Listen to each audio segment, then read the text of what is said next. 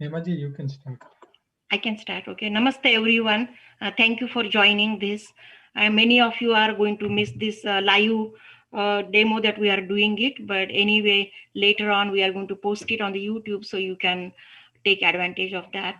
So, as you know, that MICS, Michigan Indian Community Services, I'm board of chair of that, and then many people were calling me, so I just decided to create a WhatsApp group and then help people individually. But then so many people were texting us, so we decided to come together and have something ourselves. And I requested to the Consulate General Chicago and embassy, sorry, VFS officers. They said that there are two sessions already done. So we shared those two sessions with you on that flyer. So you can go anytime and go to their original questions and answers. And I am asking Hari that I found Hari that he said he will help us how to fill in the form and all, because many people were thinking that this is very confusing and we cannot fill in the form. So we decided to come up with the solution and having this Zoom call. So now Hari, please introduce yourself. What do you do before you do this? You have the latest talking and the orange media, how you are trying to educate people and giving many sessions, webinars for different kind of topics, and then you can start on OCI. Thank you. Sure. And also I want to thank you for everyone for attending. Then Abhijit and Sugandha is there, then Vilas Savargaonkar, who is going to be here soon, and then Harish Kolasani and Ashok Baddi and Hari and Srini. We all came together and decided to have this for you. Thank you, and hope it will help you. Thank you, Hemaji. Hi, I'm Hari. I'm from Detroit, Michigan. We do run a couple of different forms. We do have the Sanjeevani Cultural Society, which is an Om Concept Media is kind of our media partner. So we run that. It's a non-charitable, non-profit organization. We do monthly one event and we raise funds, and then we support either girl education, or we are currently 2021, we are trying to support mentally and physically retarded people from India. So we kind of raising funds for them. We also do other events, online events is what our strength is. And the other part is we run a forum called Let Us Talk It. Let Us Talk It addresses or tries to bring in community and then tries to address all their concerns. We have multiple sessions of Let Us Talk It. We have Monday to Sunday, almost every single day we have something or the other thing going on the Let Us Talk It. So either we have professionals come in, talk about new IT technologies, or we have youth come in, talk about culture, talk about various different youth engagements and other things. We also have an immigration forum called Let Us Talk It Immigration Forum. We have a lot of WhatsApp groups, Telegram groups, almost 15. So we have close to around 2,000 people between those two groups whom we do have. We are not an attorney, but we try to help everything, whatever we can. We have 3 different tiers from the immigration form that we run. Anyone can go to the Let Us Talk It /help, post your question, and we try to answer it. When the questions are a lot, something new comes in, we do a webinar or so that we can collectively answer them. We also have a next level in case one of them wants to join. They can quickly join one of our quick WhatsApp groups, post their questions there irrespective of the general group, and one of the paralegals will try to help them. And if that is not good enough, then we have few attorneys in our network. There is a fee, attorney fee consultation. We have a discounted fee, but you can go to the 3rd level in case things don't get resolved there.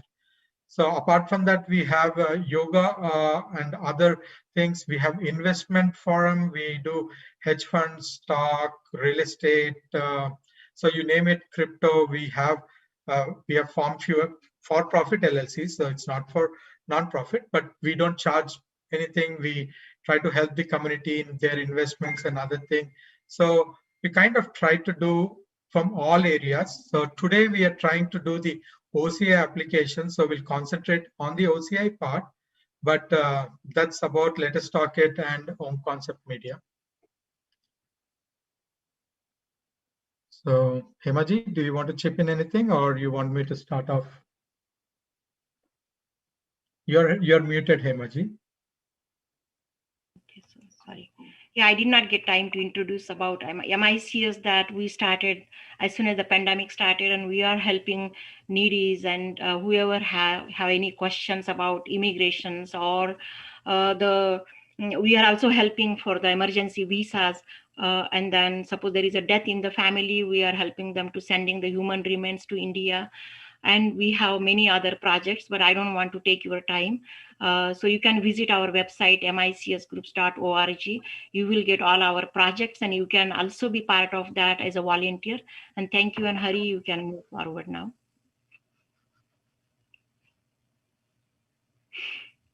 Sure. Again, hello everyone. Sorry for the initial delay. We are trying to basically square a few things up, and we had a different event before this, so had to drag in a few minutes. But thank you for everyone who joined. I know it's a weekend family time, but and you have a lot of different questions. So we will start off with giving general information because most of you might have the same questions. So some of your questions might be resolved with the general information. You could, at any point in this particular meeting, you could start raising your hand, and that's going to be the queue in which we will start answering Q&A towards the end of the session. In case you raise the hand and then your question is already answered during the initial discussion, you could unraise your hand, so that way we are not again coming back to you. Hari, before we start, many people have this question that when should we apply for the renewal, and when should we apply for the new passport or the new OCI? So I'm just reading these clarifications. One is infant to completion of 20 years, OCI card has to be renewed every time a new passport is obtained. So then you need to, Hemaji, I will share yeah. the screen so they can see the slide. Okay. Now go ahead. So they are able to see the slide.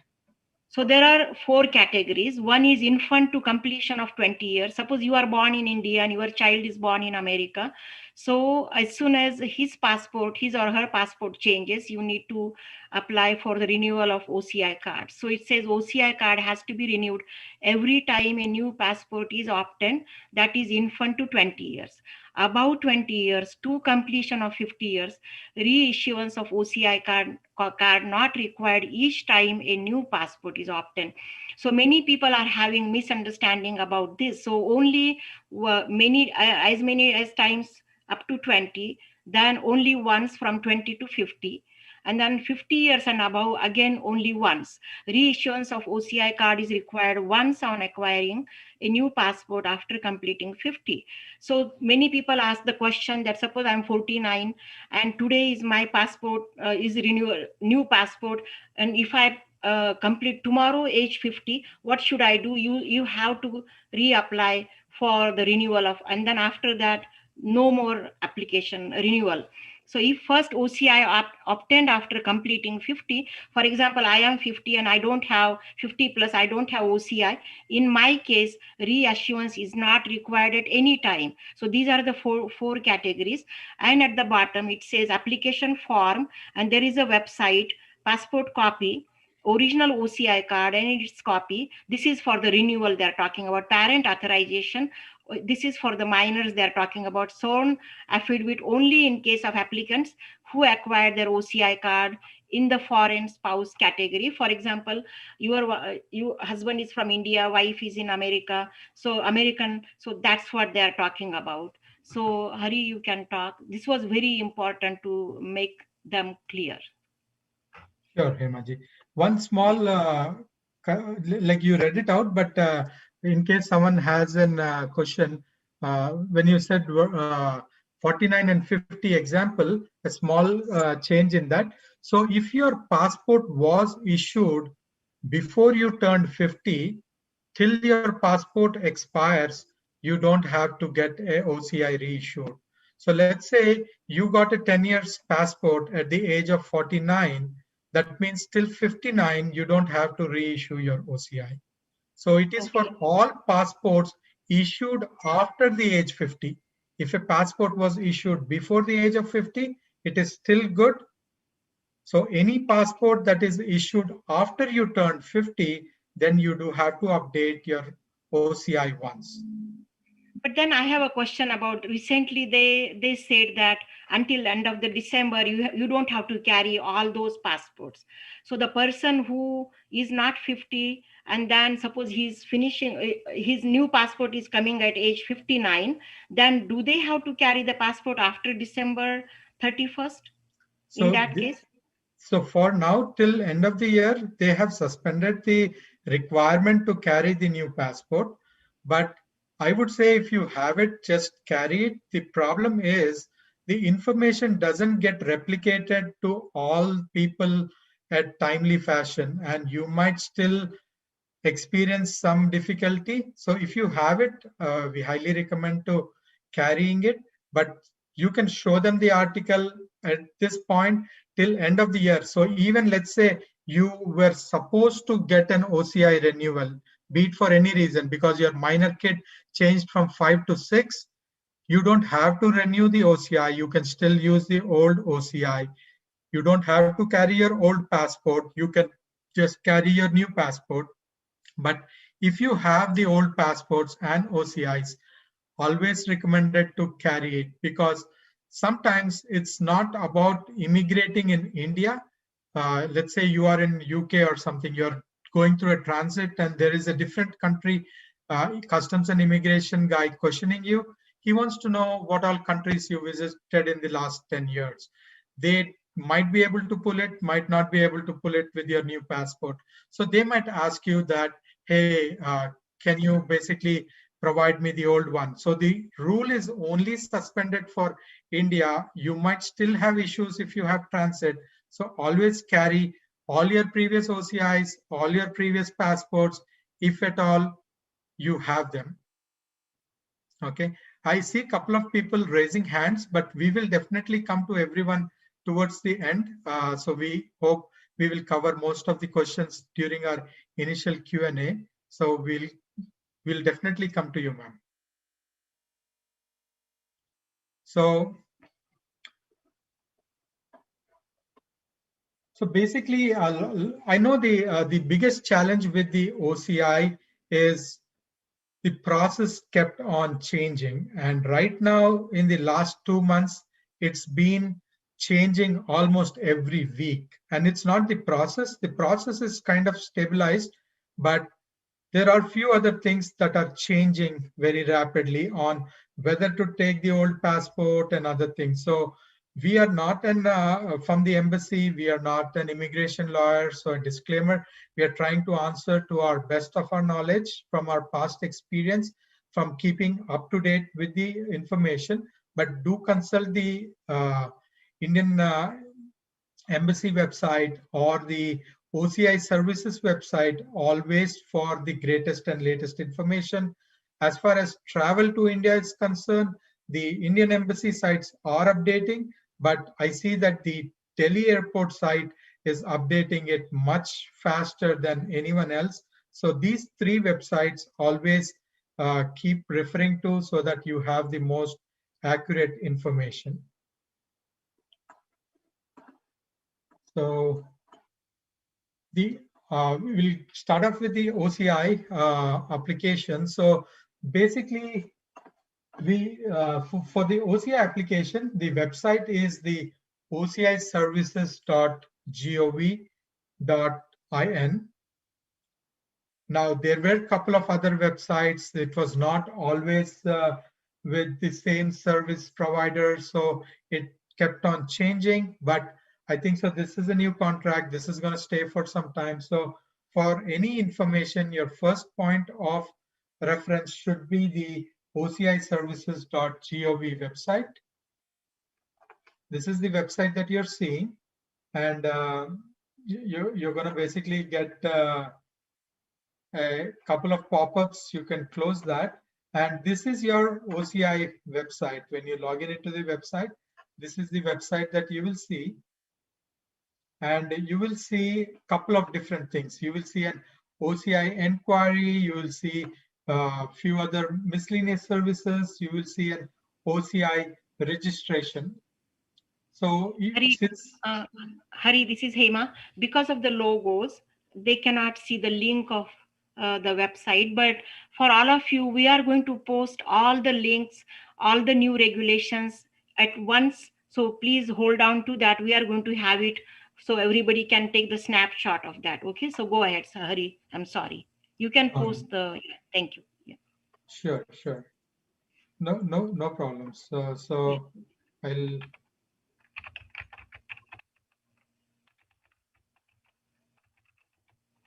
also did it a little bit down, so the logos will not be. Yeah, maybe you can minimize the screen so that way your logos will be. Yeah, that's good. That's so. This is where you would go for your OCI application. So you will go to the OCI registration, and down there is a button, click to proceed. So you can click on that. And these are the various categories under which you have different OCI services. Now, one of the very nice service that they came up with is in the OCI miscellaneous services. So I know a lot of people, there is a 5-minute free chat that they can do. And beyond that 5 minutes free chat, then it becomes a paid chat, and people are concerned on the fee and other things. So under the OCI miscellaneous services, they came up with an option wherein if you want help from for OCI applications, you can basically do a official OCI assistance request under the miscellaneous services, and they charge $19.95 or something for that, $19.95, and it is what the Indian consulate has authorized them. So they are authorized to basically charging that particular amount, but they will help you from an overall end-to-end perspective if you are looking for any information there. So once you go there, so you have different things. You will see this option called OCI registration in lieu of your valid PIO card. PIO card was supposed to expire long back. They have been constantly extending the date for the PIO card. So the date has been again extended, and it's till the end of the year. You could still use the PIO card.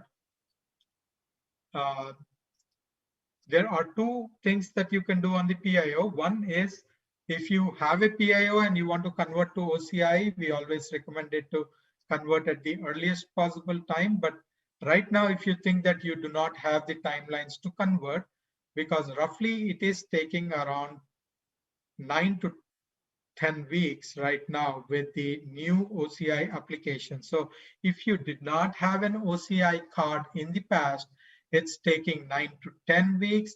The embassy is giving a timeline of 9 to 12 weeks.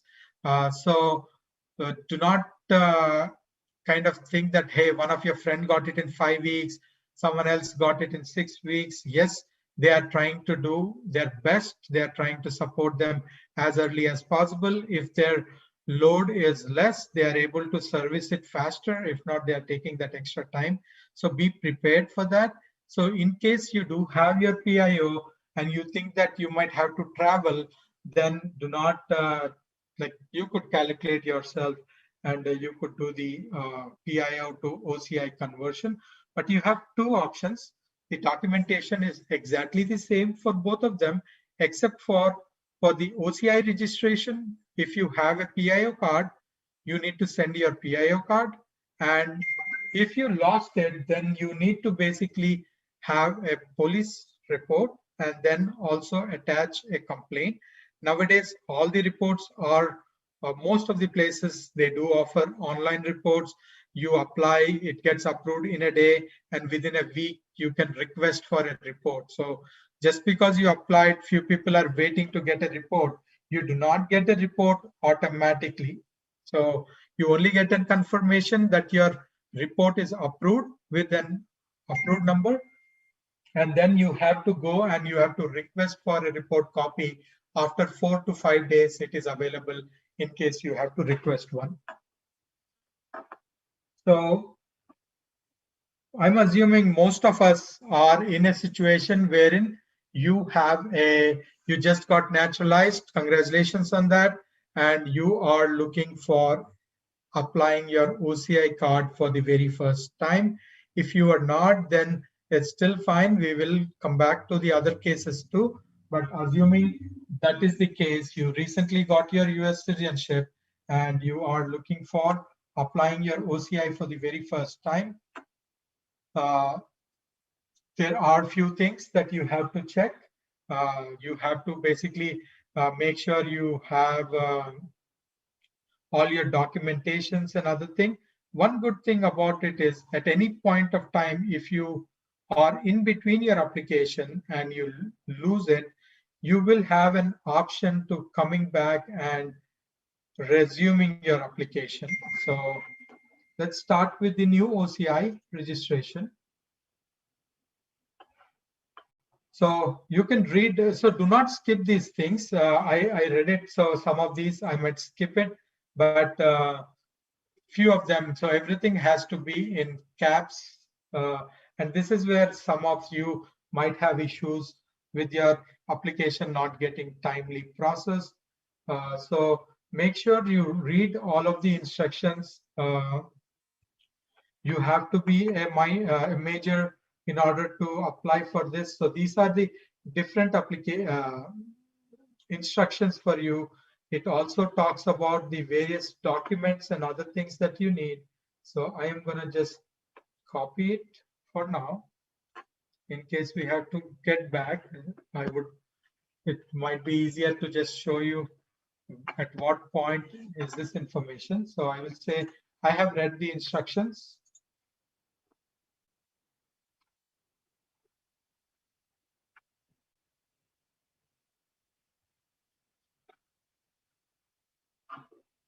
Let's enter the website. So you have two options. One, if you actually started an application and then realize that you're missing a documentation, you're missing a picture or something, so you were not able to complete your application, then you have a partially filled application. When you were initially filling up, this moment you start, when you do a fresh application, it will ask you for your email and other thing, and it will email you an application ID. So anytime you have to resume your application, you can come back here and say complete partially filled application and put in your application number from the email, and it's going to pull in whatever information you put in till that particular time. So let's say fresh application. Place of submission is mostly for all of you, for all of us. It is United States. The moment you select United States, it's going to ask which mission are you going to be submitting it to. You could go to the website to see under help. If you do not know where you are, if most of you are from Michigan here, then it is Chicago for you. If not, you have to look in for what mission you are submitting it to. Okay, so for Chicago, and then the documentation requirements are pretty much the same, but few embassies kind of makes it a little bit different. Again, my understanding is they are all independent. They, for verification purposes, they could ask for any documentation. So there is a little bit confusion there when people go and someone posts you a 7th document because a different embassy is asking a couple of additional documents, then it creates some kind of a confusion. So you please look in here what you need. You need a naturalization certificate. You need a renunciation certificate. Earlier, when OCI and PIO came, the renunciation certificate was mandatory, but they did not have a check during the OCI process whether you did your renunciation or not. So, a lot of people might be in that situation wherein they already have an OCI and they have not yet renounced their Indian passport. Now, it is, you have to renounce your Indian passport within 2 years of getting any foreign passport. That is a law in India. So, let's say you got your US citizenship sometime January 2020, but you did not apply for your US passport till November 2020. Your 2 years period starts from November. So it starts from the date you have applied for a foreign passport. If you do not and you already have an OCI and now you are at that 50 to 50 plus category wherein you have to apply for a reissue of OCI, you have to do the renunciation certificate first. It is taking 3 weeks. And because you did not do it within the first 2 years, there is additional penalty. The website would tell you how to calculate the fines and everything for a delayed renunciation if you have not renounced your passport within the first 2 years. Also, even though you are attaching the renunciation certificate, there seems to be a little confusion here. Few of them are uploading their old passport scanned copy and not the new passport scanned copy that they are sending for renunciation. So when you send for renunciation, not only you get a renunciation certificate, but you also get cancelled stamp on your passport. So when they are asking for a copy of your passport, they are asking for a copy with that stamp on it. Okay, if you were not stamped, again, if something changed, then maybe the renunciation certificate is good enough. Back around December, we kind of had few folks having issues because their application was returned back because they sent prior scanned copy before whatever they had before they did the renunciation. You have to do an address proof. Your address proof could be anything, your driver's license, US issued driver's license, state ID, or you can put in a utility bill or other things, but they recommend a state ID or a driver's license as your address proof. Parental authorization, that's only required in case of minor. It does need both the parents. In case for any reason, both the parents are not together, one of them have the custody, then they would have to also attach their custody records. If one of them passed away, they would have to also include their death certificate. So even though it doesn't say there, if you go under the additional instructions, you will see that additional documentation required if both the parents are not signing. And legal status of the parents too. Both the parents, if you are naturalized already, put in your this thing. If you're H1 or something, H1, H4, do include what your status is. There is an additional documentation section on the status documents, what is allowed, what is not allowed. For example, your naturalization certificate is allowed. You're already attaching your passport. So if you're doing passport green card or passport with scanned copies of your H1 stamping plus your I-797. Okay, just because you have a H1 stamping, that's not good enough. So you also need your I-797 to be there. So you can go. So these 5 documents are the generic documents that they are saying, but you can always go to the instructions section for other things. So these are assuming that both parents are putting their status documents, both parents are signing the authorization.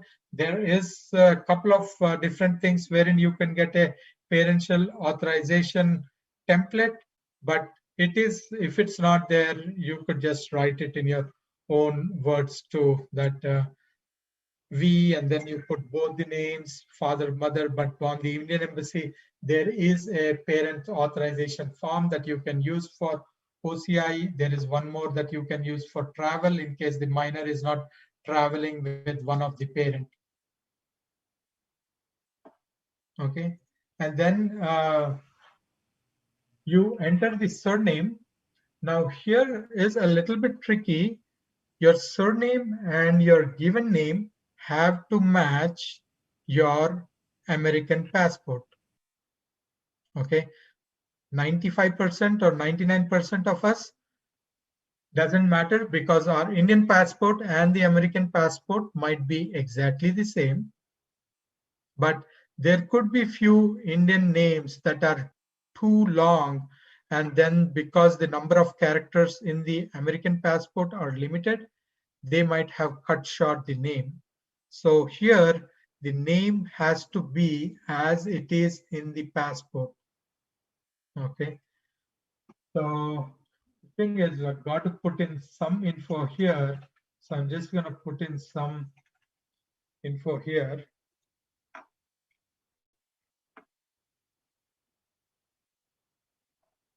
And again, you normally have a chance, you would have changed your name during marriage. If your passport has the same name, that's what you have to give. You might have changed your name during your naturalization in the US. So you would have to give whatever is your latest name. If you changed your name, and even it could be something, it could be a name that you used before your marriage, or a name could be from a previous marriage, or could be any situation.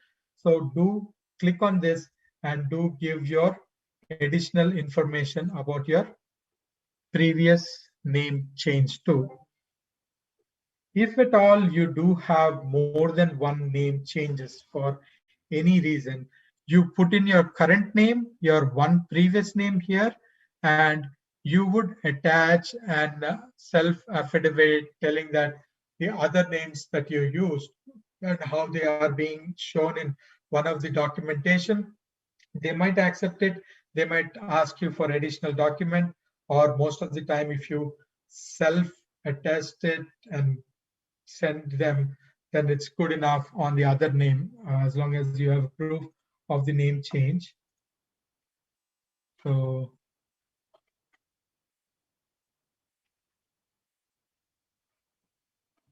just throwing in this thing, your country of birth. Obviously, if you are doing OCI, then it's India. And the moment you select the country of birth as India, it's asking for a state. If you are applying for an OCI for someone who was born in US, meaning one of your kids, then you don't have to put in the state here.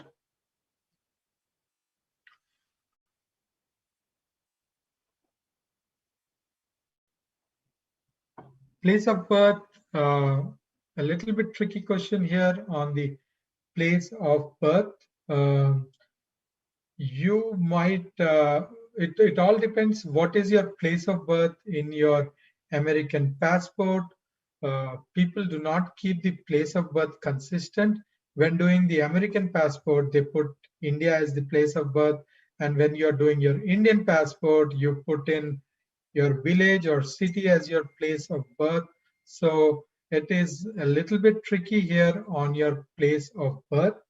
So here, you could basically put in whatever was there in your Indian passport, your place of birth.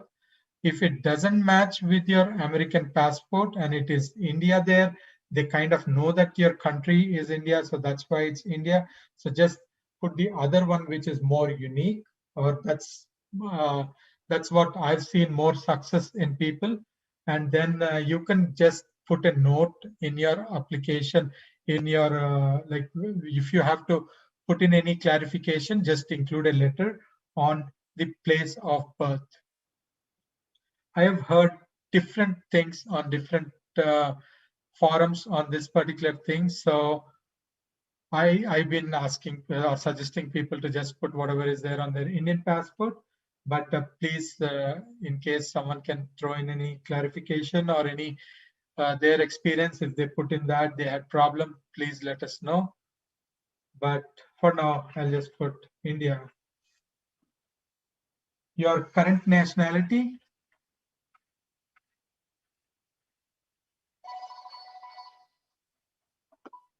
United States. United States do not have a, so the moment you put United States, it automatically, one second.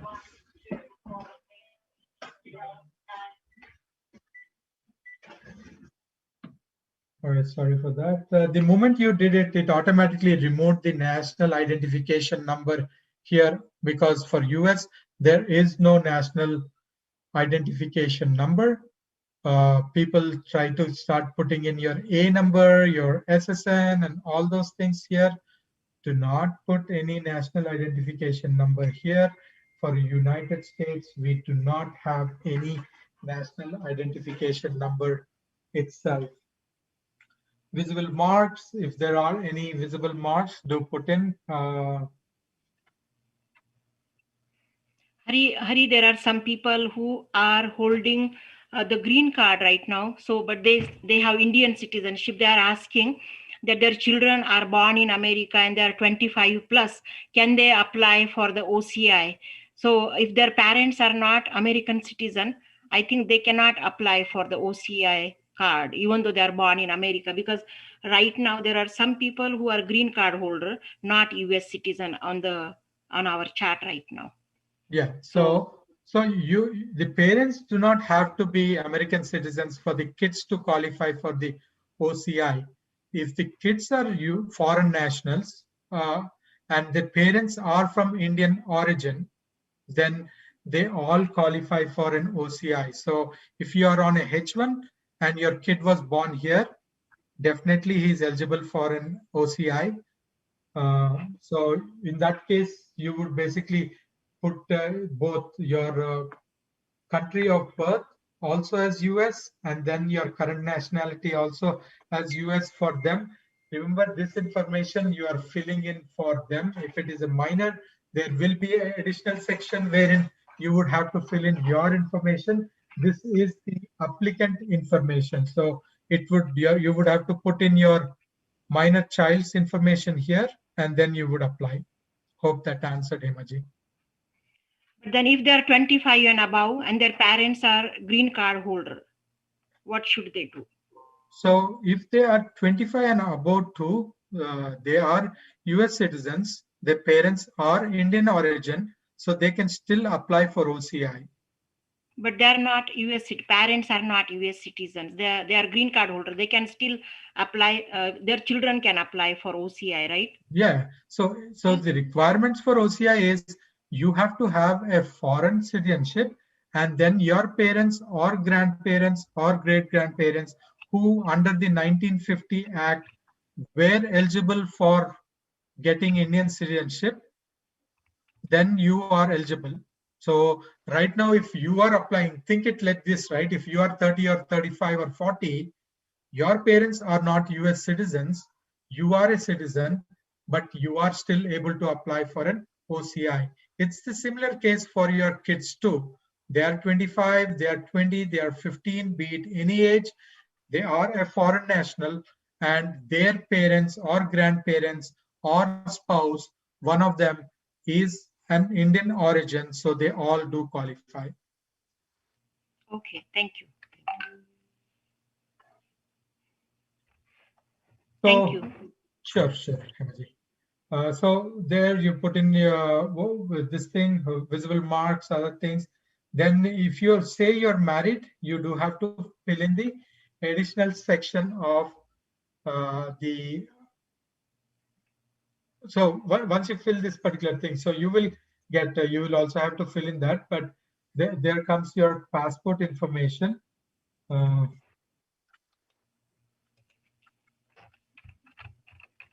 Date of issued, when was your applicant's passport issued? So let's just put in, it was issued recently. When is it expiring? Since I put in April of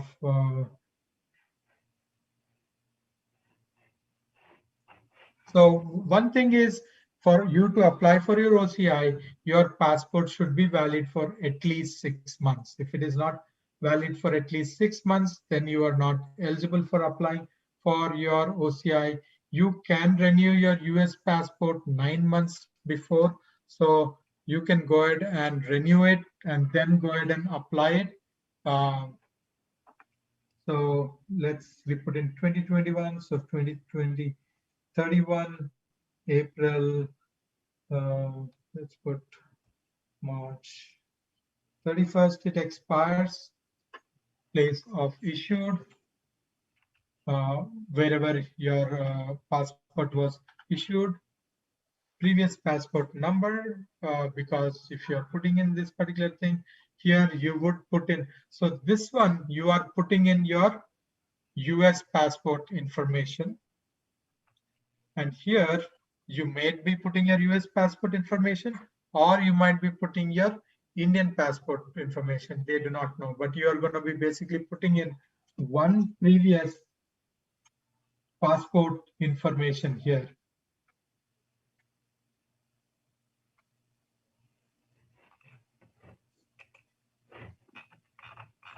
Then go ahead, fill in the father. Few of them are very obvious, so I'm going to go a little bit faster. I know we wanted to get into the Q&A after the first 1 hour, but I guess this pace we are going to have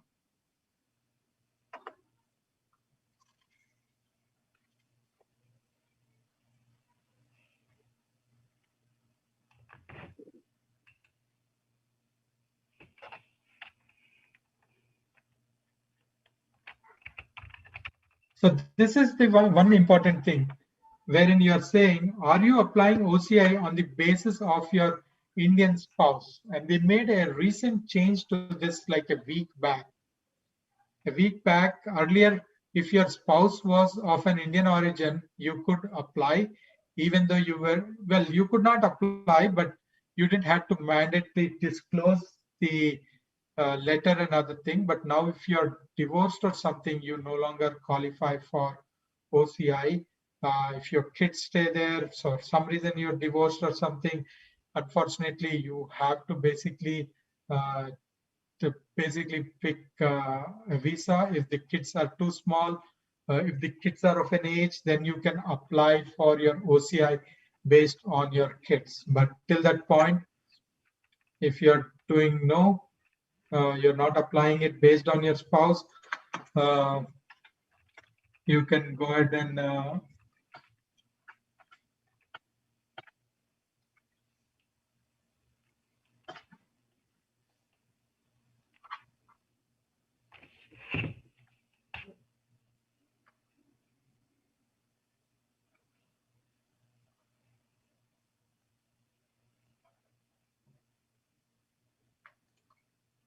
date of marriage, whatever is your date of marriage, you can put those information here.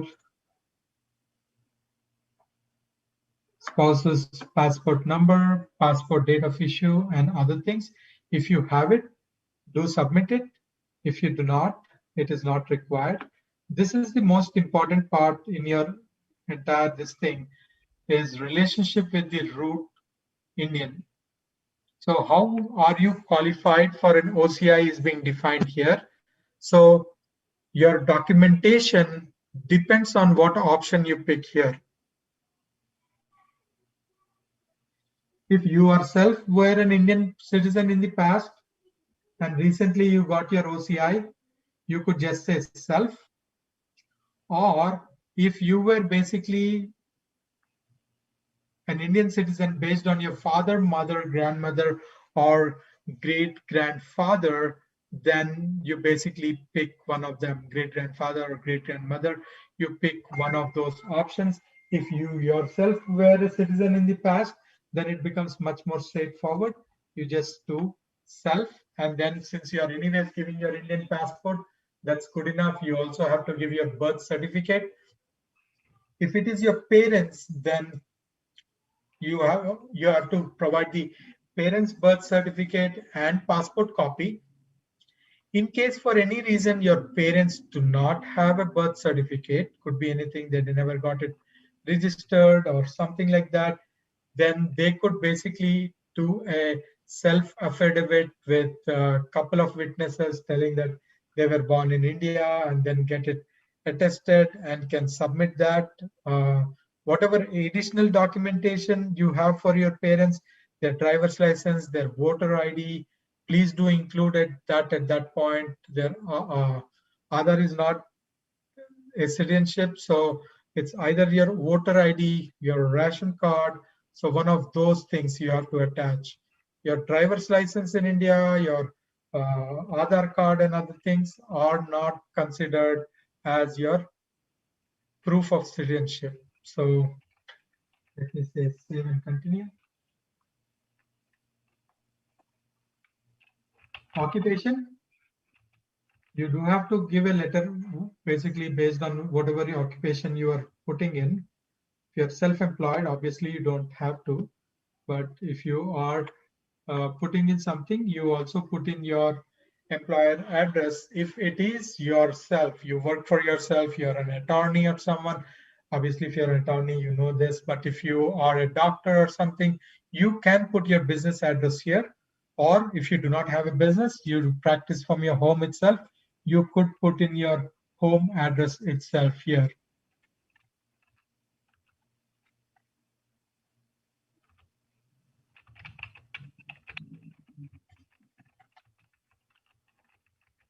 Employee contact number, for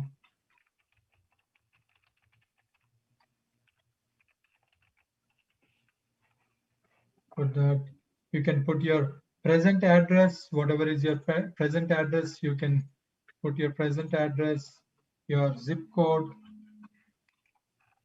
your mobile number.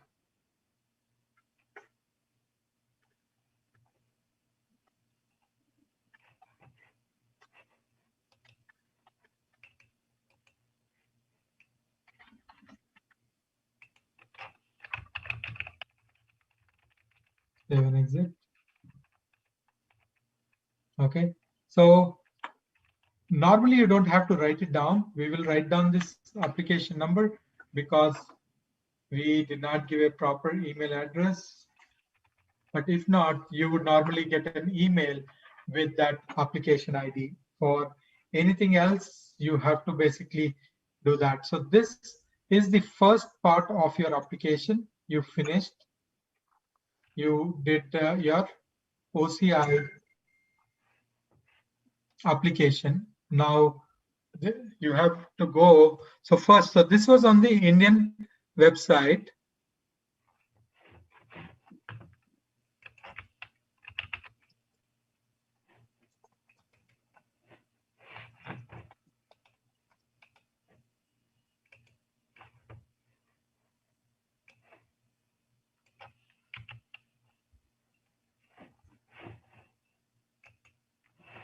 And you could either start from here, or we could have started the VFS website has more information than the Indian website here, meaning it has links for both the Indian website as well as here. So let me go there.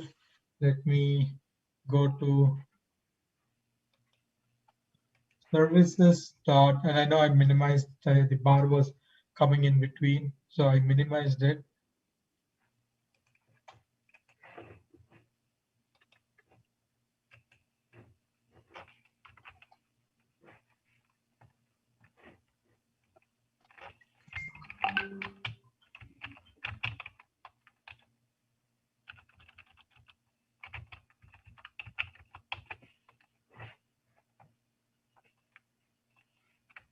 All right, looks like they are blocking this IP because it's coming. I was doing the recording from a cloud, so they are blocking the ID because it's coming from a cloud.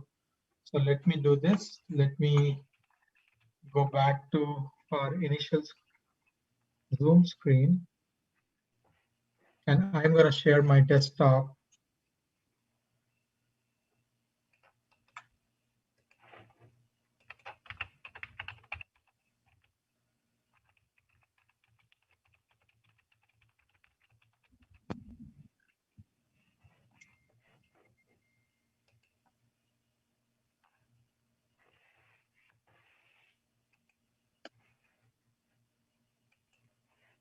Okay, so here it is pretty neat. It has a step-by-step guide, and to apply your OCI, the entire process is a 6-step process.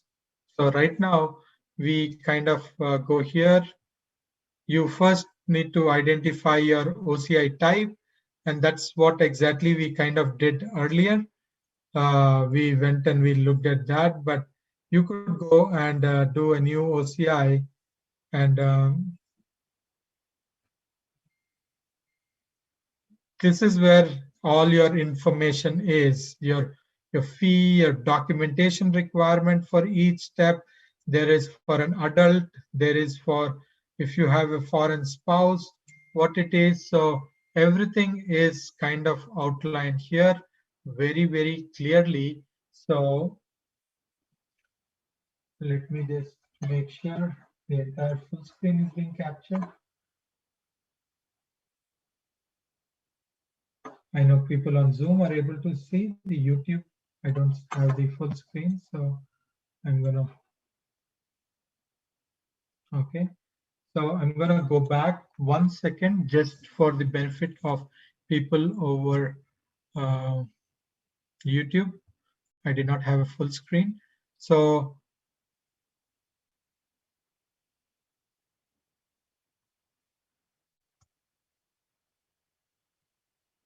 this is the website, services.vfsglobal.com is where you come and you basically identify yourself. So this is where you come and you have a 6-step process here in order to apply for your OCI. The first step is the one that I opened up earlier. You have to go, you have to select what is your OCI type. Let's say it's a new OCI, and I like the new website, what they did. It's much cleaner than what it was 3 months back. They will have the processing time for each different category, so you don't have to call them. Different places are processing it in different timelines. They are a little bit off here, 5 to 6 weeks. I see a few people still getting 7 and 8 weeks for them to get, but this is where you will see all the requirements for your photograph, requirement for your documentation. Adult, you can click on the adult document checklist, minor document checklist, what is mandatory, what is not required. So your parental authorization template is here. You can use this particular thing. And then if you have a foreign spouse, they did add this additional document requirement recently. You do need to have a sworn affidavit that you are still together.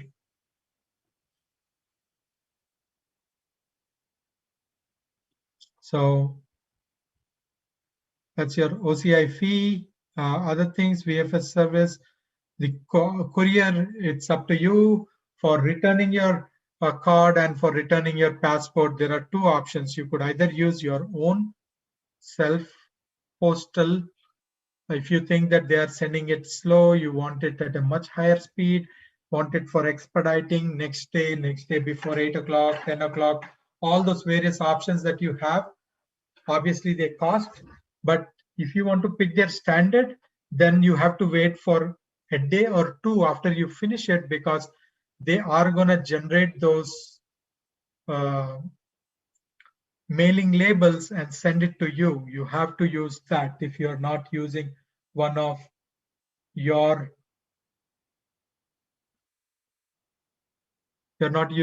your own shipment labels. So before you start, these are the various different things you have to do for your application. We already went through that.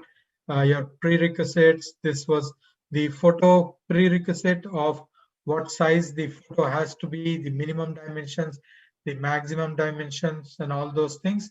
One thing is, it is the same requirement for your US passport. Now, if you had a digital, if you don't have a digital copy, because you have to send a paper copy as well as upload a digital copy, you could either take a picture and then use your, if you have an iPhone, you have the note to trim out the extra piece and get it. If you are a little bit IT savvy, you can just snap a picture from your phone. Don't worry about everything, but you can again trim it up, crop it up, and do other thing. I know few, most of you who are young, you should be able to get it. But if you have anyone who really need help, then they could reach out. We could just take a picture, send it out to either Hemaji, or you could send it to hari@om.studio. Uh, that's our studio email ID. You could send off, and we could try to assist you on that. Typically, I help people take the picture from their regular mobile, clear up the background, put it in a 2x4, so they can go to a CVS and spend 45 cents and can get 6 copies printed out in a 4x6. So you could do one of those things. But what they want is, they're not defining the 2x2 length here because it's a digital picture. Obviously, when you send in, they want a 2" by 2", but here they are giving you pixel length. It is nothing. It's still by your 2x2. If you send your 2x2 properly, then it is going to be this. So it has to be a 200 pixel by 200 pixel or a 500 pixel by 500 pixel. The total size cannot exceed more than 500 KB, meaning half MB for the picture. And for any additional documents that you're scanning, they cannot be more than 1 MB each file. And I know that sometimes it gets tricky because you scanned it in color and then the size goes huge. There are a couple of tools to compress it, and you could use one of those tools. I would not recommend you to upload your documentation to the internet. There are a couple of different sites that will compress it, but do not just simply upload it to the internet. There's a couple of different free softwares that you can do in case someone is having an issue with the size of your PDF document. There is a very nice printer app. It's a free app. I'm just gonna look up on the. I thought I had the app, but all right. So here, let me quickly do this. Let me do a print. No, I don't. Maybe we will. I'll put it in the notes here. I don't want to endorse a specific thing, but you could print to PDF on your system, and then that's gonna also compress your PDF a little bit. But whatever way you find it easier, if you have the Acrobat Writer, you could do there. And if you really have trouble compressing it, then you could send out an email, and we will see. One of us should be able to assist you to do it. Keep in mind to not upload for all those free websites that you don't know. This is your very confidential information. So even than sending us, if you're able to do it, if the best way would be, hey, you could send an email telling that what is the application I can use, the free application that you mentioned or anything, and I can send you a link of the application. I will also give the link to Abhijit ji later. I don't have it handy right now. And wherever he's posting all the links, he might be able to post it there also. There is a very good sample applications too. If you have all these things, some of the screenshots might be older, but it talks really in detail about each and every step. So look at it. If you are having any questions or anything before reaching out to anyone, look at this sample. As I said, I know people had bad experience from the past website, I understand it's a little bit confusing, but the VFS Global website, they are making changes every week. They are keeping it up to date, and they have added a ton of features right from the 1995 a service for them to assist you, and that is not time bound. So you could basically uh, use it for a longer duration than you at least you know that you are not on the clock, and you don't have to worry about when it's going to basically be expiring and all those things. Sorry for that, I was meant to close it. Okay, so this is the look at the sample. The sample not only talks about where to do what, but it also has a sample application being filled in. Before filling it, it talks about the various sections of what you have to do, uh, and all those different things that you have to do, and then you exit out for this particular thing. I know we started off from the other website. I think so. The other website is a little bit having an older this thing because I was surprised it ended there. But start off from here, services.vfsglobal.com, and then go here, create your account on here, and then fill up your application here. And you can compare it with the sample that is shown towards the end. It has a very good this thing, a step-by-step screenshots of every single page.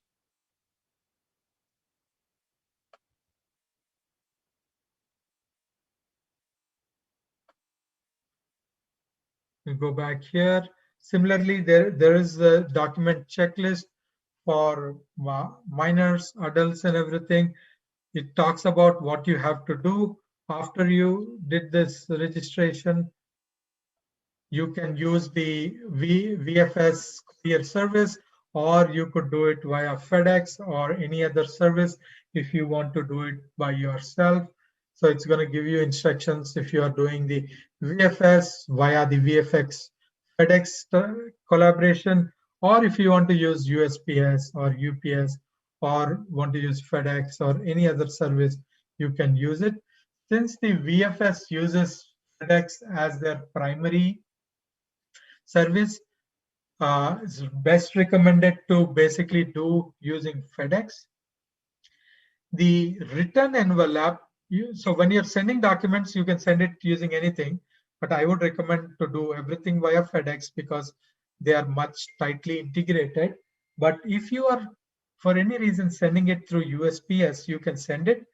But if you are not using their service to get it back, then do include a FedEx prepaid. Do not include any other service. They do not support any other service for return. For accepting, they do accept other services, but for return, they do not do anything. In case you missed out any documentation or anything, uh, so your typically documentation turnover time is the first 2 to 3 weeks. Your application is with the VFS service, whatever they do. And once they do it, they will send it to the Indian Embassy for issuing it.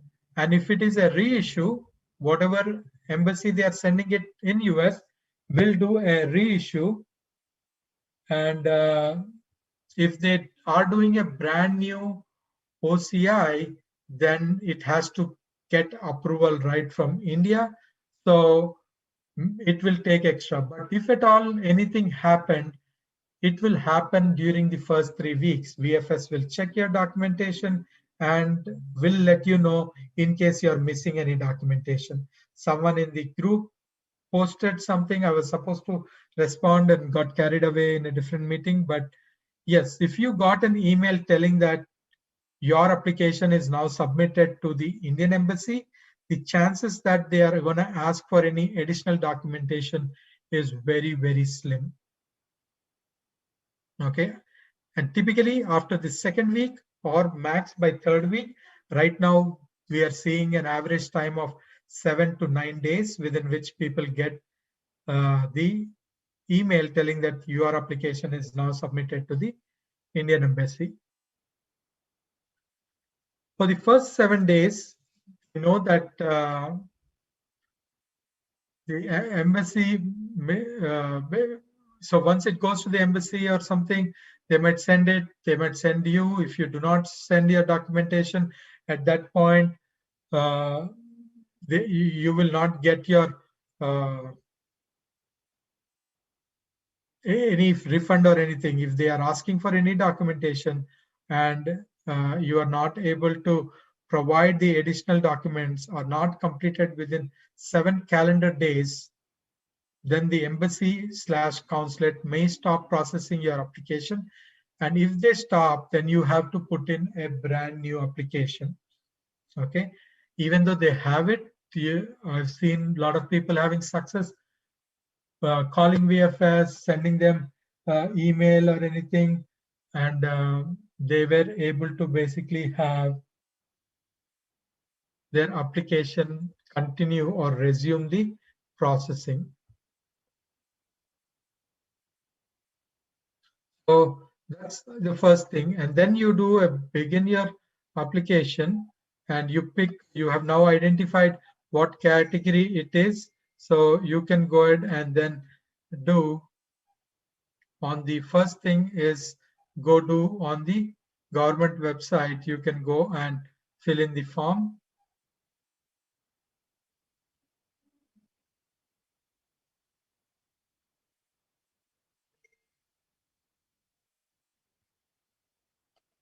Okay. We are back to our original this thing that we came earlier. We did this step first anyways without looking at the documentation and other thing. But rather than going through each of those, I feel that our time might be much more valuable here. You do that, and then once you do that particular thing, you fill in your application on the government website, and then you also have to go ahead and then that's your first step. We already finished our first step here. Your second application is one, you pay the fee and other thing. So you go here, that's your second step.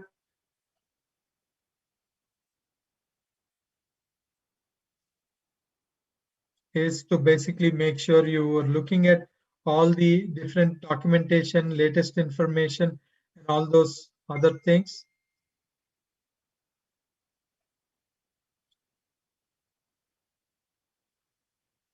If you do not have a profile, so for you, you have to now create your profile in, even though they're saying step 3, step 1 is trying to educate yourself. So this is the first step. You will create a VFS Global website.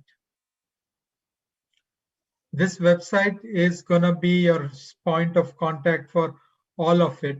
Now, for your minor, they would need their own login. You cannot have more than one applicant under one login. So you would need a login, your minor would need a login, your spouse would need a login. Everyone's application is independent. So you would go ahead and create your login here. And then once you create your login,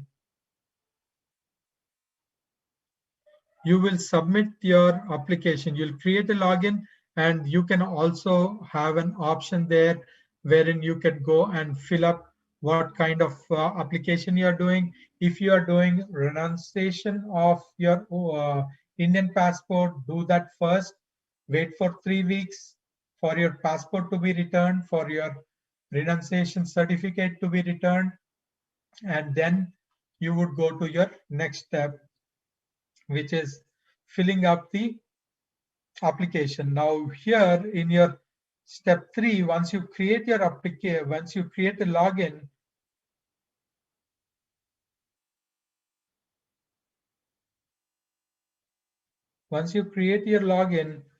you can go ahead and use it here.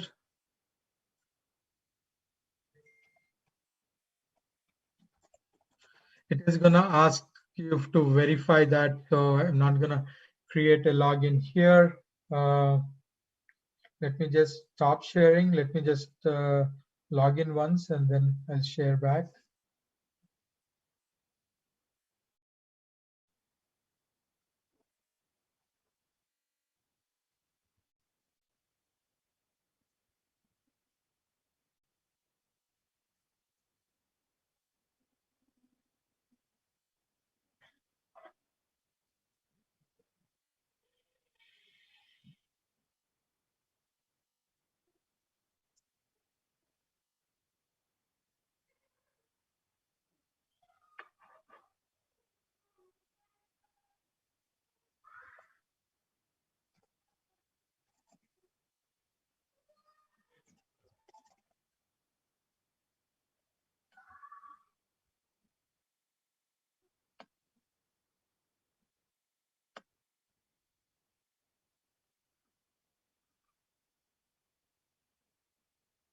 All right, sorry for that. Let me share you my screen once again.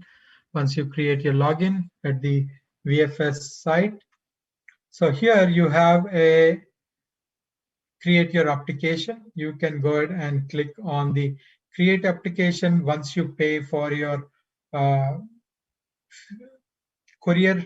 This thing, if you're using VFS, wait for a couple of days before you get this download courier label.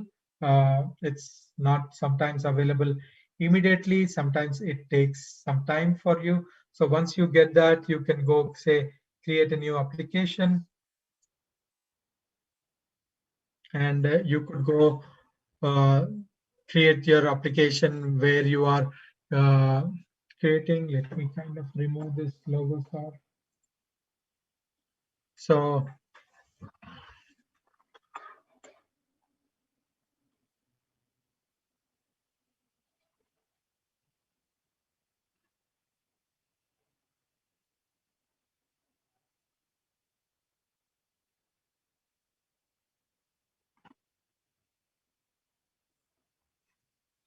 all right, so you can go create an application.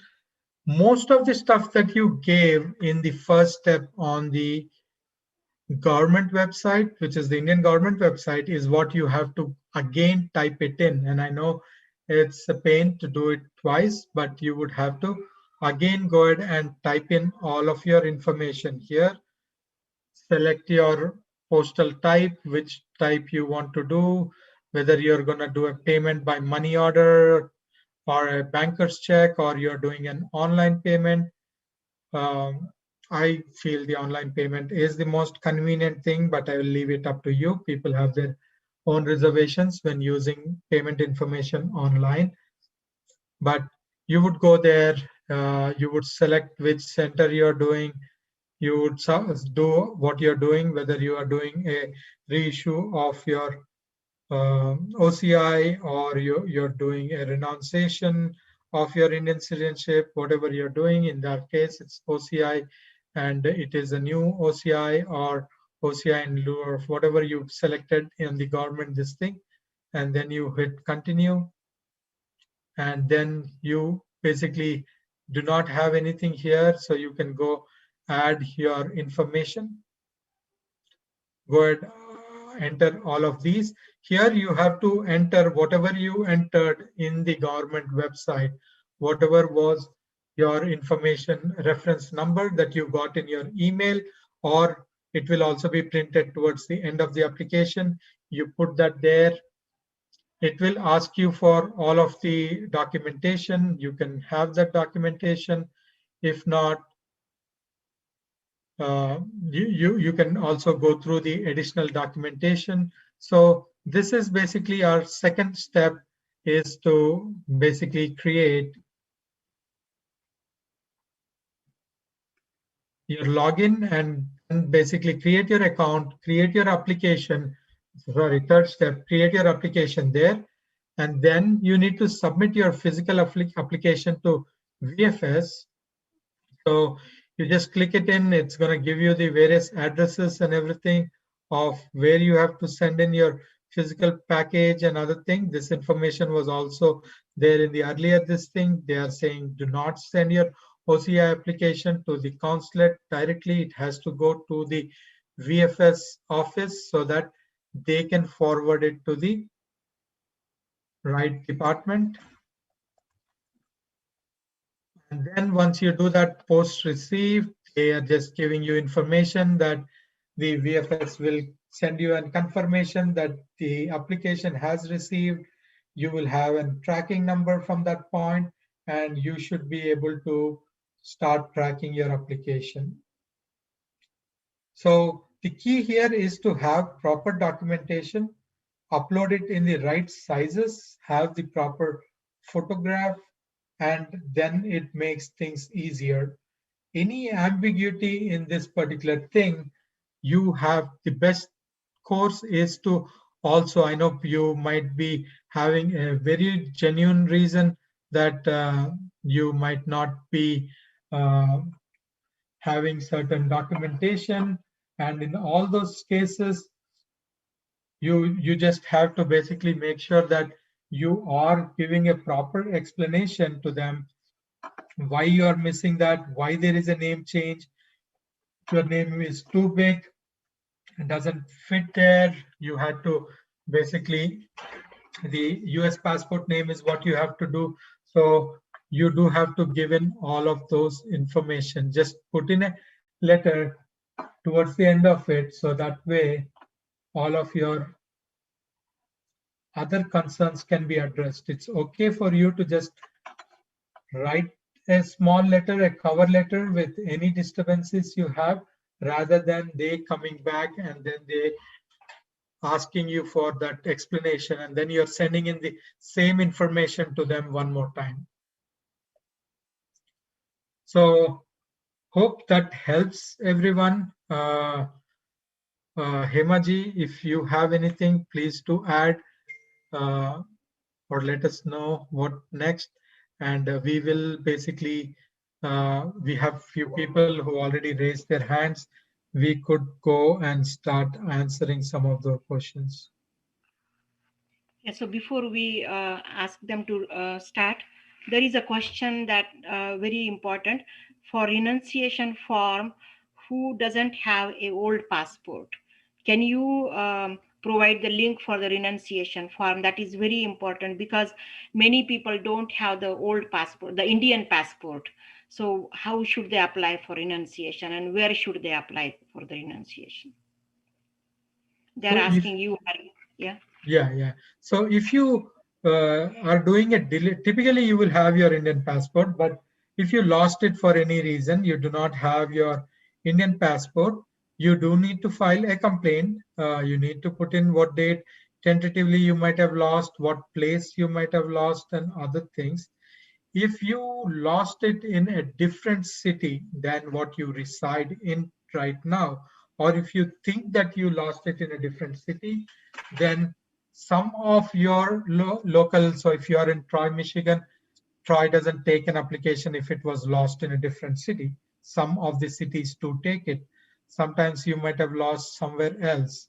So you might have to go there and open up in that city an application. Most of the time you can do it online to your best of your knowledge, because if you lost it and now you don't even know where you lost it, that's a different story. Just because you have to go and open it somewhere else, please don't put it that you lost it locally, but to your best of your knowledge, please uh, report it accurately where you lost it, so that way you can open up this thing. You do need to have a copy of it. Hopefully you have a copy of it, at least if you lost it. A copy with the police complaint will do it. If you do not have the copy, if you kind of forgot or anything, and it's really that, then there is, under the miscellaneous services, there is a section for a search record. There is a fee for it. You can go, you could submit it for a search record. They are taking 4 weeks right now to get back with a search record, but they will search it and they will get back to you with a search record based on the knowledge that you have provided. Or is there any way that they can have the affidavit submitted from their hometown that these people used to live in India, this is the town, they are born there, that will that affidavit work to No. get So that? for your citizenship, we are not talking about passport. You have to upload your birth certificate. If you do not have a birth certificate, typically you might have done an affidavit or something else when you naturalized in US. So you can use the same thing. You can also include additional documents like your 10th certificate, your 12th. The older, the better it is. So whatever is the oldest document that you have, please do submit that. You could also support it with an affidavit from your parents or from anyone who might have known or witnessed your birth, or they know that you are this thing. You can submit it if you do not have a birth certificate. So there are two things for renunciation. You do need a birth certificate. No, for renunciation, you just need the Indian passport, sorry. And then for that, for applying, you need a birth certificate and then your Indian passport for OCI. And if you do not have your Indian birth certificate, that's when you can use, there is a additional document list. You could use one of the documents from the additional document list. I would say use as much as possible from the additional document list. Okay, there is a very unique question, Rajesh Bihani. Can I apply for an OCI card on behalf of my adult disabled son who cannot read and write? And do I have to submit the documents for that he is disabled? And he may be adult. Yeah, so it's a very unique situation, and if they have to do it, if you are using someone else and they're not able to, do mention it there. Now, I'm not sure if they're able to provide their signature and other things, but I myself have not come across the situation, so I do not want to kind of guide or give any false information here. So I myself haven't come across such a situation. For minors, yes, you can do. For anyone else, I would assume you could do, but I would highly recommend you to get in touch with the VFS Global to get a clarification on that. Okay. So I see Manisha iPad has raised the hand. We try to answer the questions, but if it is not, please ask your question, Manisha. Yeah, you can unmute. Yes. Yeah. Hi there. Yes. So I have a question here, actually two questions. One is my older daughter, she's born in Michigan, and we got her OCI card when she was only 1 year old. Now she's 11 years old, and in the meantime, just 3 years ago, she has had a new passport. She's got an American passport. Do I need to have a new OCI card for her? Keep in mind, she got her first OCI when she was only 1 year old. So her physical appearance has changed a lot in like 10, 11 years. Yes, so that's the reason they kind of want, for the initial 20 years, they want them to submit the OCI, reissue the OCI every 5 years when their passport changes, every 5 years. So typically, if they did not travel, that's a different story. But they want them, when they did it at 1 year, at the age of 5 or 6, when they get the new passport, they want to reissue it at the age of, again, whenever the new passport comes in, they want to reissue it because their appearance has changed. They cannot compare picture to picture, or they do want the passport number on the OCI card to match the passport number, so they know that it's the same person. Okay, so it will be a renewal, right? So it will be considered as a renewal of the OCI. Is that what category it's going to fall in? They refer it as a reissue, but in other terms, it is a renewal. Okay. Because OCI doesn't have an expiry date. It is for the life, unless you basically have the OCI through a spouse, it doesn't have an expiry date. So they do not refer it as a renewal. They are saying reissue, because even the first one. And now, because of COVID, even though you do not change it or do not get it reissued, you can still use the same OCI till end of the year. They have extended that because of the COVID. So you have time till end of the year to get it reissued. If you have to travel also, you are still good to travel. Okay. Okay. So I have this, I cannot remember when I applied for my OCI, and even my daughters and my wife's, I cannot remember whether it's a PIO. I'm thinking this is an OCI because that's what it's written. What is the difference between a PIO and an OCI? Because this looks like this is an OCI. Why didn't I get a PIO, or maybe I did not apply for it? If you applied for a PIO before 2015-16, you would have got a PIO. They stopped issuing new PIOs at that particular thing. They refer, so the whole thing, confusion on India doesn't accept dual citizenship, so you cannot have dual citizenship. So they came up with a person of Indian origin, which is called the PIO, which says that you are a person of Indian origin, and you basically are no longer an Indian citizen, but you are a person of Indian origin. Now, there was a lot of confusion between who is a foreigner, who is a person of Indian origin, and other thing. So they defined it as an OCI, overseas citizen of India. They defined it as OCI.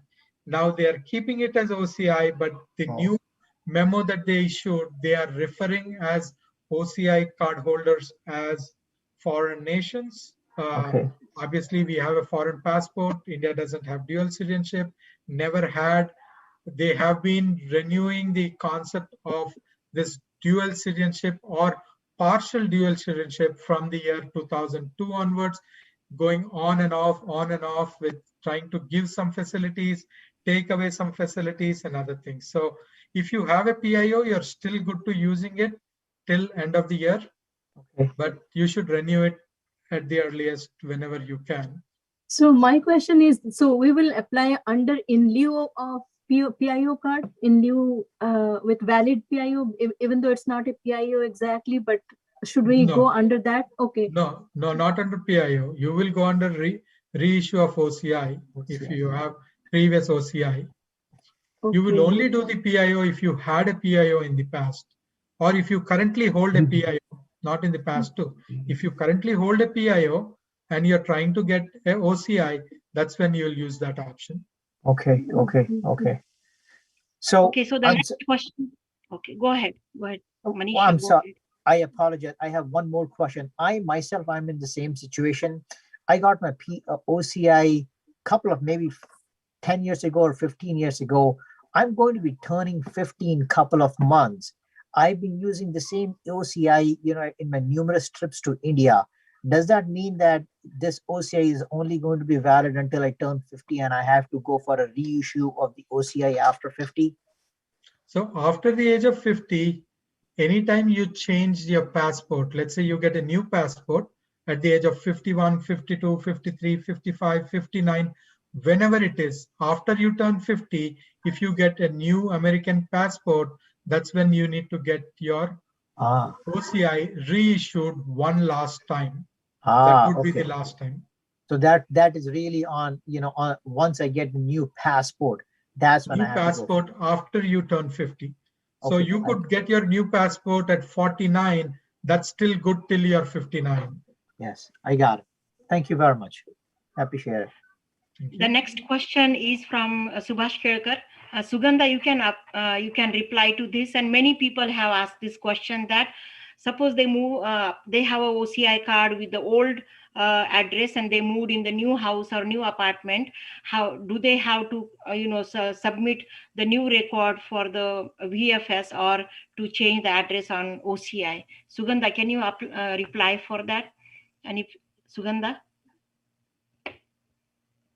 Okay, you can, Hari, you can reply to that when she's on mute, I think. So, Hari, what happened? People are changing the home addresses, and is there any way that they can ask OCI people to change the car address? So I have asked. And how should they do that? Yeah. So I'm not sure. Is Sugandhaji answering it? I am trying to unmute. Can you unmute her? Yes, I'm unmuted. Yeah, can you reply to that question if there is a change of address or email address or phone number?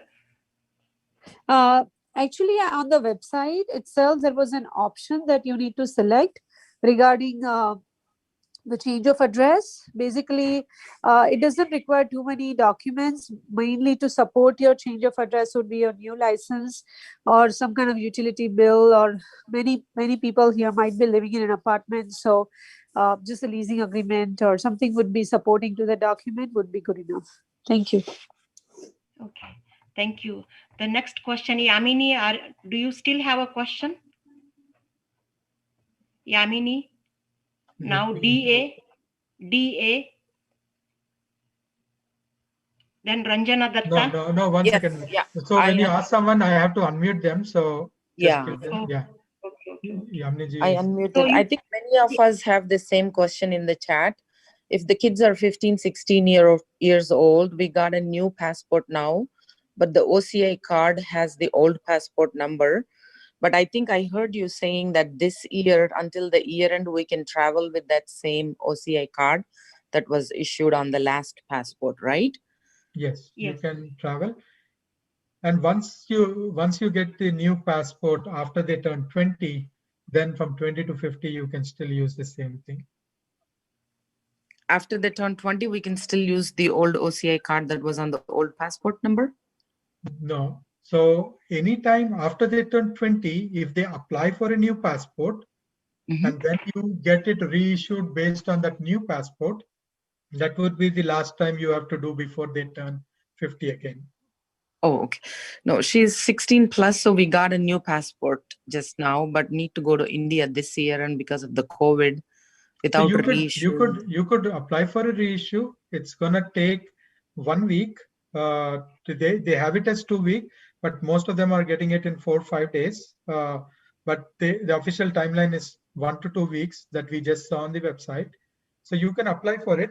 It doesn't have to go to India. It just gets updated at the local embassy and then gets returned back for all reissues. So it's a quick process if you want to get it reissued. But if you do not get it reissued also, you are still good to using it till end of the year. Okay, that sounds good. Thank you so much. Hari, you can ask next people and then you can unmute them. It will be easy for you. Sure. DA, it says DA, can you unmute yourself? Yes, I hope you can hear me. Yes. Similar question. So every 5 years for the kids, we have to renew because the passport changes, right? Yes. Okay. So it makes sense to just get a 10-year visa, I mean, rather than renewing it, or you have to pay all the fee again? No, so the 10-year visa right now, for example, if you had a 10-year visa, you are not allowed to go to India, right? So the OCI does give you additional privileges, like when there are restrictions, you could still travel. Right now, the visa is suspended. Also, the 10-year visa, you can only stay for 6 months when you go to India. You have to report yourself at the local office, police station, and other things. So it has additional requirements. It is for travel purposes, to tourism, basically. There is another thing called an X visa, basically, which is similar to an OCI. They only give it for 5 years, but then you have all the what you have for OCI under the X visa. So you can basically apply for an X visa for 5 years. You don't have to report yourself. You can stay continuously in India for 5 years. Another thing, if you are concerned about all these things, you could always get an X visa. But is that X visa mostly for education or some other purpose? Or For no? X visa also, the requirements are the same as OCI. Okay. OCI you get lifetime, but OCI takes sometimes 2 to 3 months. If someone is in an emergency, they can always go and get the 5 years X visa because they issue it on the same day. It gives you the same privileges as an OCI, Okay. but it's only for 5 years term. Instead of OCI not having an expiry date, the X visa does has a 5 years expiry date. Is there a fee for renewal? Or There is a fee, yes. you pay full fee? The Whatever fee, is on your website.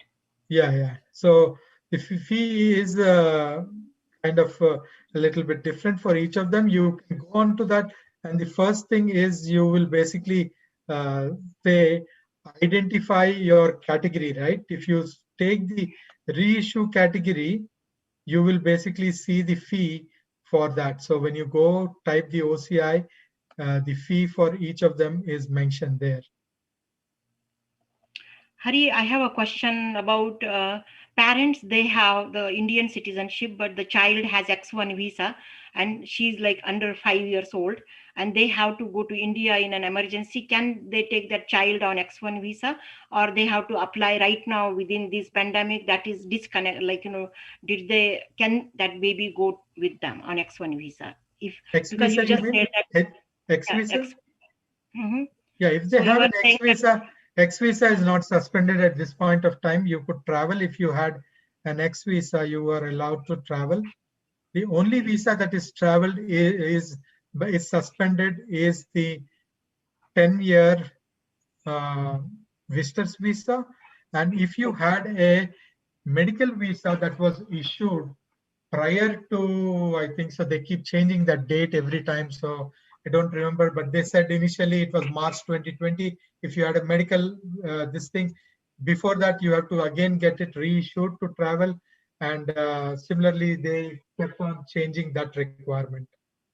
I think so the date okay, is changed now. yeah, you can ask next question. Uh,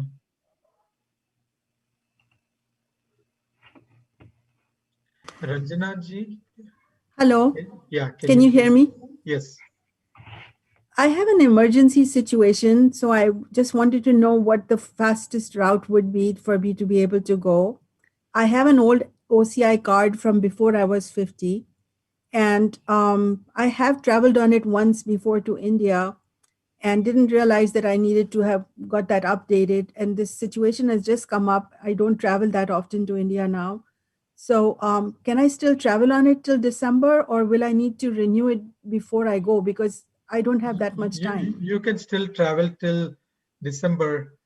Uh, 31st. Even though, so right now they extended, so I'm not, so this is unofficial though, but I have not seen anyone getting into trouble. Right now they officially extended it, but so far I have not seen anyone get into trouble for not getting an OCI reissued.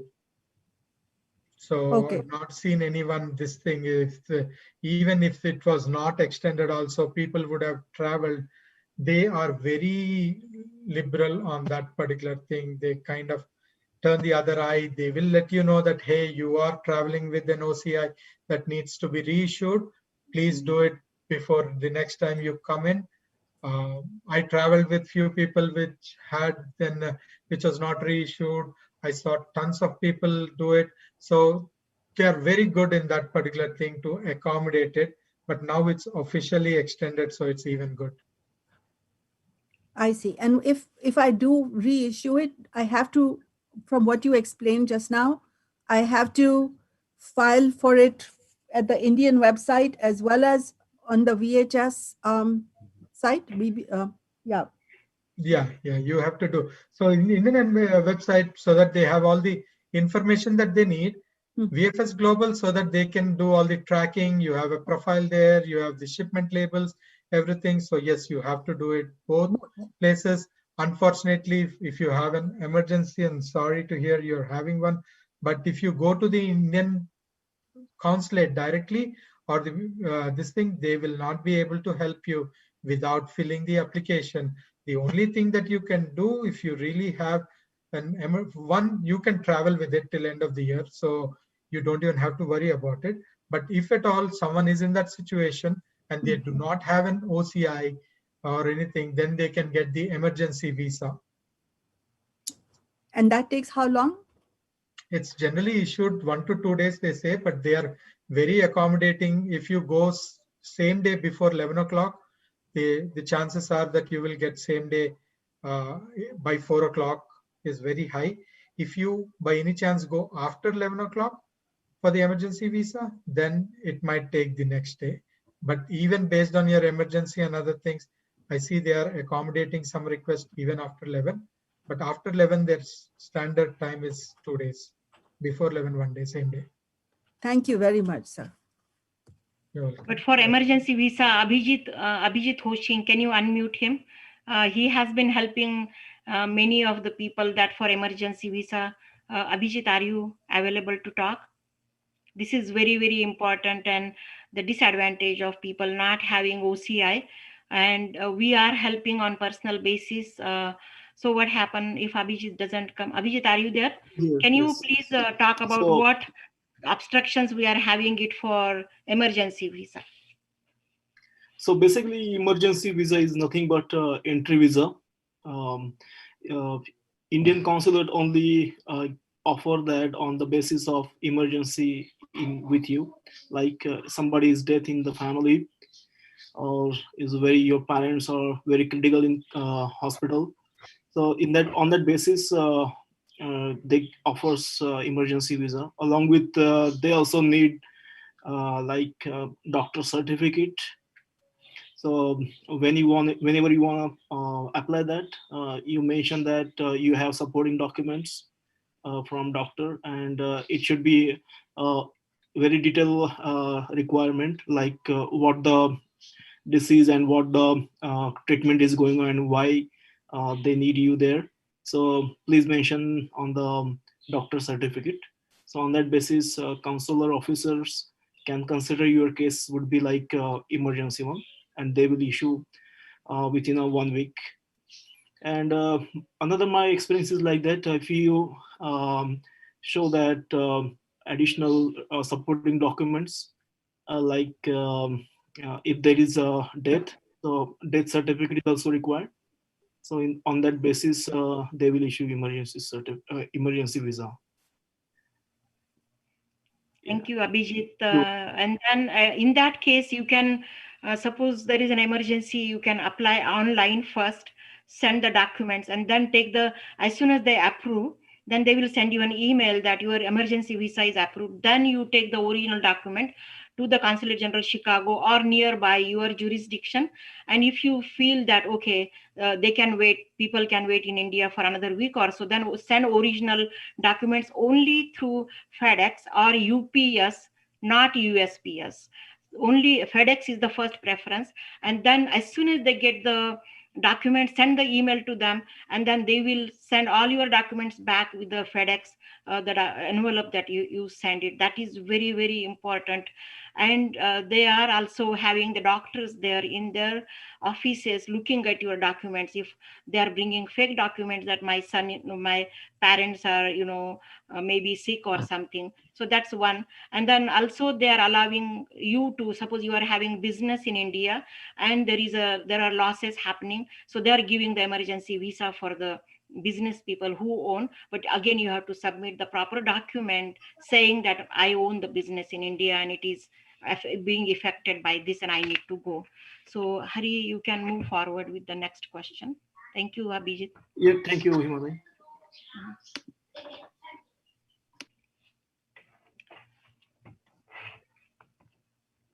Praveen, iPhone. Whose is that iPhone next? No, there was I'm going into the order. Order, yeah. Okay, yeah. Go ahead. Ramana, can you unmute yourself?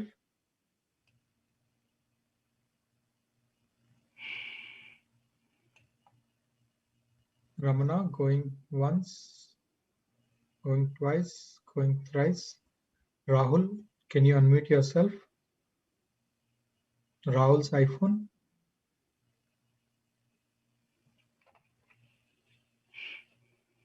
Rahul's iPhone. Going once, going twice, going thrice. iPhone. Can you hear me? Yes. Can you hear me? Sorry. Rahul, iPhone, you can go ahead with your question first. Sure. Then I have a question. I did my renunciation and I'm trying to fill the OCI application. And in the end, I have a question. What all documents have to be sent, and do they have to be original documents or they can be photocopies?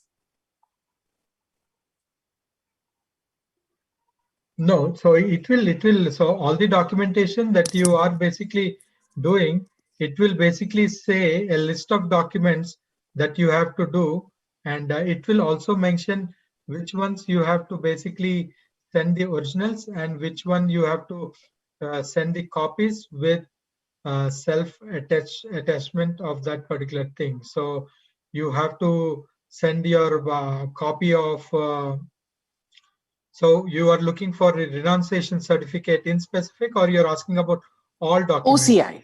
I'm talking about OCI. Renunciation I've taken care of, so I need to send the a passport to the consulate. But my OCI, what all do I have to do? Or I have to wait for the certificate to come back and then do the OCI? Yeah, you have to basically wait for the certificate to come before you can do it, because you have to include the copy of the certificate. Got it. Okay. And original, my citizenship paper, is that goes as original or just a photocopy? You have to give the original and it will be returned back. Got it. Okay. Thank you. Yep. Hari, Okay. Ramana is back. Ramana is back. Sorry. Can you unmute her? Can I ask a question? I think I was unmuted. Yeah, you're unmuted. Go ahead, iPhone. Yeah, so my daughter has got married and she got a new US passport. And now she has an old OCI with her old name before marriage. And the US passport is new name with her new last name. So will she apply for OCI as a new OCI, or it's a renewal of OCI? It is still a reissue of the OCI. You do have to include the marriage certificate, which will show the new name, old name. So that is the additional document that they have to provide, but you are still reissuing it. Okay, one more question about X visa. You said for 5 years. What's the process there? X visa is like any other visa that you do. You go to the embassy directly, you fill out the application, and you apply for an X visa. Right now, people who are not at an emergency, they are not issuing an X visa unless you can show any emergency. Oh, so you cannot get X visa now if there is no emergency. If there is an emergency, they are issuing the X visa. That's what it. The X visa they even normally they also issue, but right now they are only issuing X visa for people who have any emergencies. Okay. With no, if I don't have emergency, I cannot get X visa now. If you don't have any emergency, then you have to basically apply for your regular OCI. You have to wait unless it's an emergency. You do not have to basically apply for. Okay, thank you. Thank you.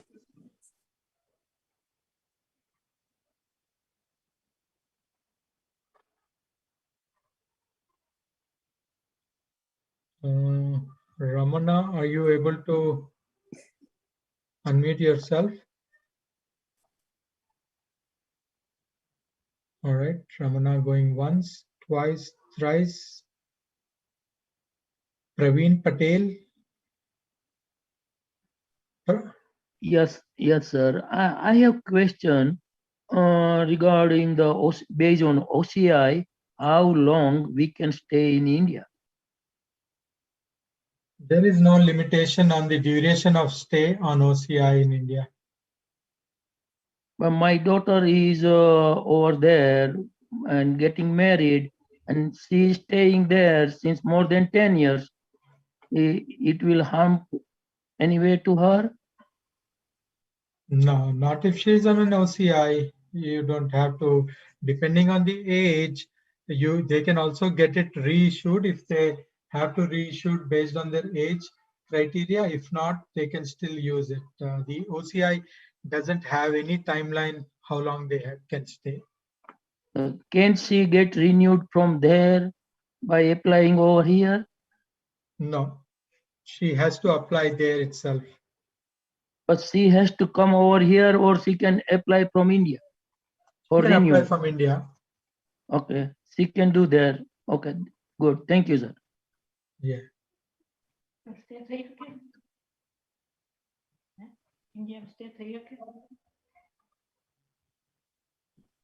All right. Not sure, Ramana, if you're still there, but PV. Yeah. Can Himaji, you unmute Rakesh Saini? He is there from long time asking one question. Sorry, I forgot to. yeah, I'm Rakesh. going in the order. He's 1, 2, 3, 4, 4 down. Okay. PV, Yeah. PY, can you? Yeah. My current OCI, which I need to reissue because I got my renewed passport after 50 age. So I am over 50. And but my OCI was acquired by my ex-husband.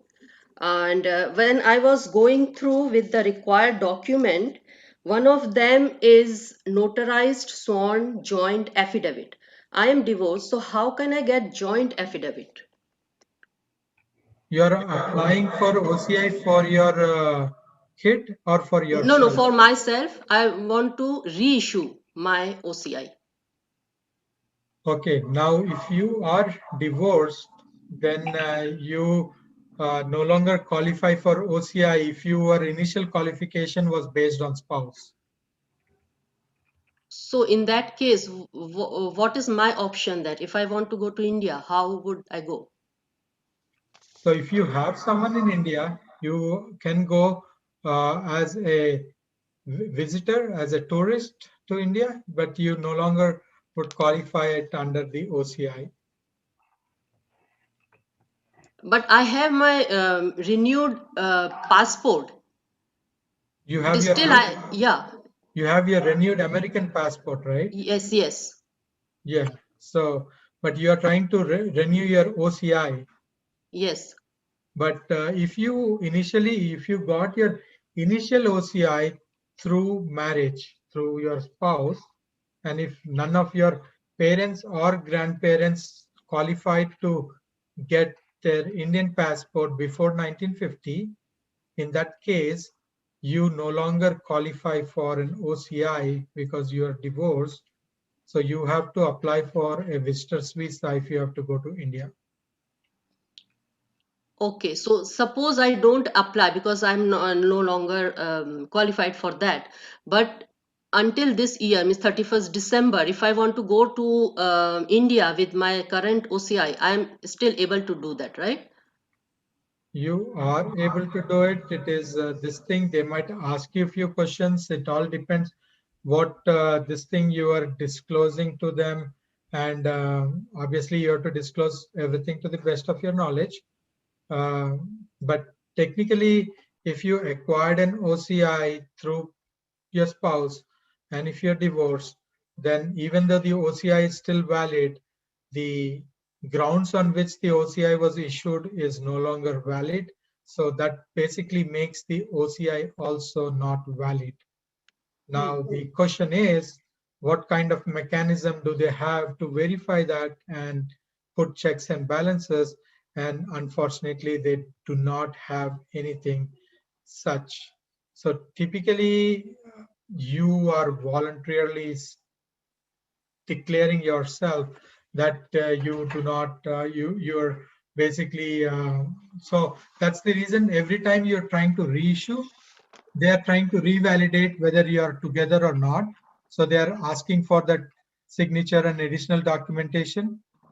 But if you're not renewing, they would not know about it. They would not ask it. It's not a typical question they would ask it. So they will, I would say 99% let you in. There is always that chance. They might ask few additional questions. Based on your answers is what they would determine whether you're eligible or not. So that means I should apply for tourist visa.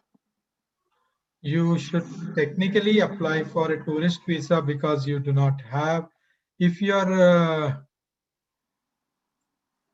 if at all you do not have anything, parents or grandparents or, so you have those 6 different categories under which you can go ahead and apply. If none of those categories are applicable, then you have to basically apply for a tourist visa.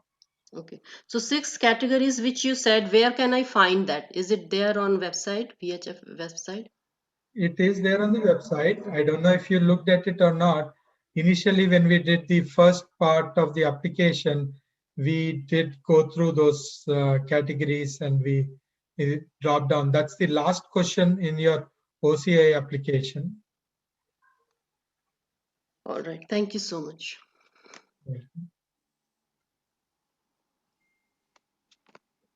Sunita, can you unmute yourself?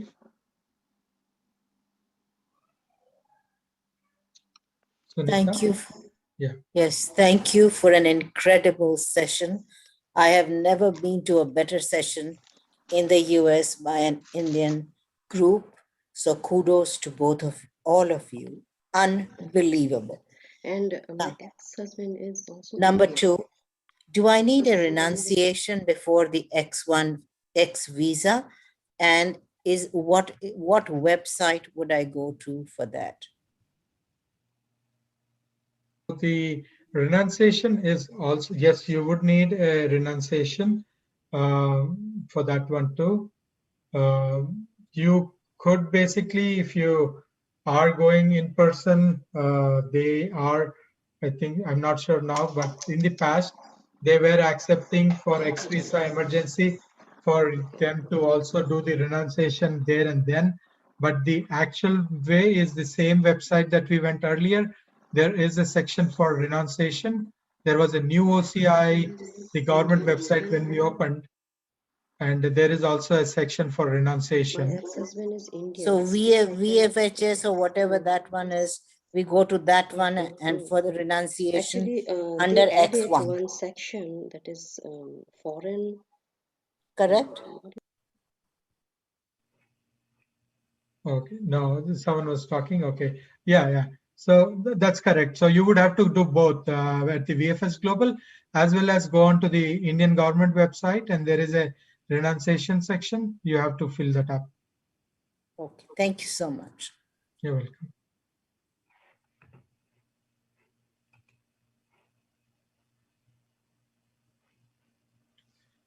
Rakesh Saini? Yes, hi. Can you guys hear me? Yes. Well, thanks for taking my call. So I've been looking at this OCI application for a while, working with Hemaji as well. And so she obviously told me about this meeting today. The first step in OCI application is the renunciation of Indian citizenship. And I have a question around that. I have a slightly complicated story here. I'm a Canadian born, but I grew up in India. And when I came back to Canada, I came on a Indian passport. And this is like 30 plus years ago. And I've lost my Indian passport. So what are my options here? So obviously, you talked about to renunciate, you need to show your Indian birth certificate, etc. I don't have any of that. So what are my options here? So this is a tricky situation. So did you get an Indian passport in error, or did you get it because you renounced your Canadian citizenship and you claimed your Indian citizenship? When I got my Indian passport, I was, I think, 17. And I don't know how I got the passport because I was under 18 and a Canadian born. Legally, I was a Canadian citizen, but I never renounced Canadian citizenship. So without renouncing your Canadian citizenship and claiming your Indian citizenship via your parents or someone, you were not eligible for filing an Indian passport at the first place. If that is basically being done, it brings in a lot of other issues. Falsely applying, now you are a minor, someone else would have applied. But I would say this is a pretty complicated situation. You could write to the Indian Embassy as well as to the VFS. Do take their service at $14.99 because you might have to go multiple times back and forth.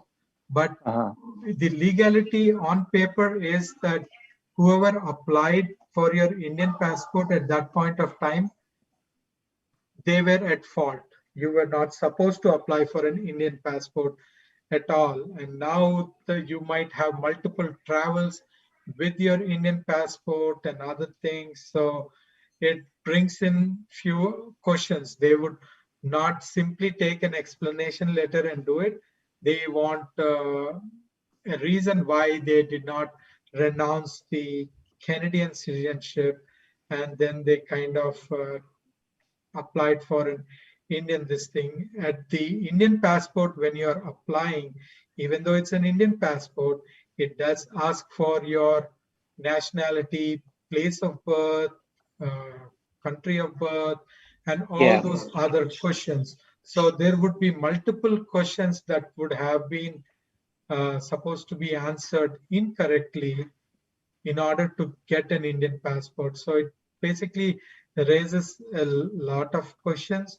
They would ask for an explanation. If they are convinced with the application explanation, then they would cancel your Indian passport. You would not simply renounce it because at the first place it was not issued correctly. So they would cancel it. So if you canceled it and then you had some other travel and something else, then it kind of puts those things under jeopardy. They would basically totally suspend that number out, so that way even past records might not come in, or I'm not sure what they will do. But you have to work with both the Indian Embassy and get a direction. The VFS will not have a proper direction. You have to reach to the Indian Embassy first. They will let you know what documents you need, and then they are going to say to submit it through the VFS, and so that they can track it, or the Indian Embassy might take these applications directly. The question I have that suppose he's married. There is a person married to the American citizen. So will he be able to get OCI? Yeah. If their parents, you can either get it through yourself if you qualified to be an Indian citizen after 1950, or if your parents or grandparents or great grandparents. No, I'm talking about if you are married to the Indian citizen, but now American citizen, and can you get American person?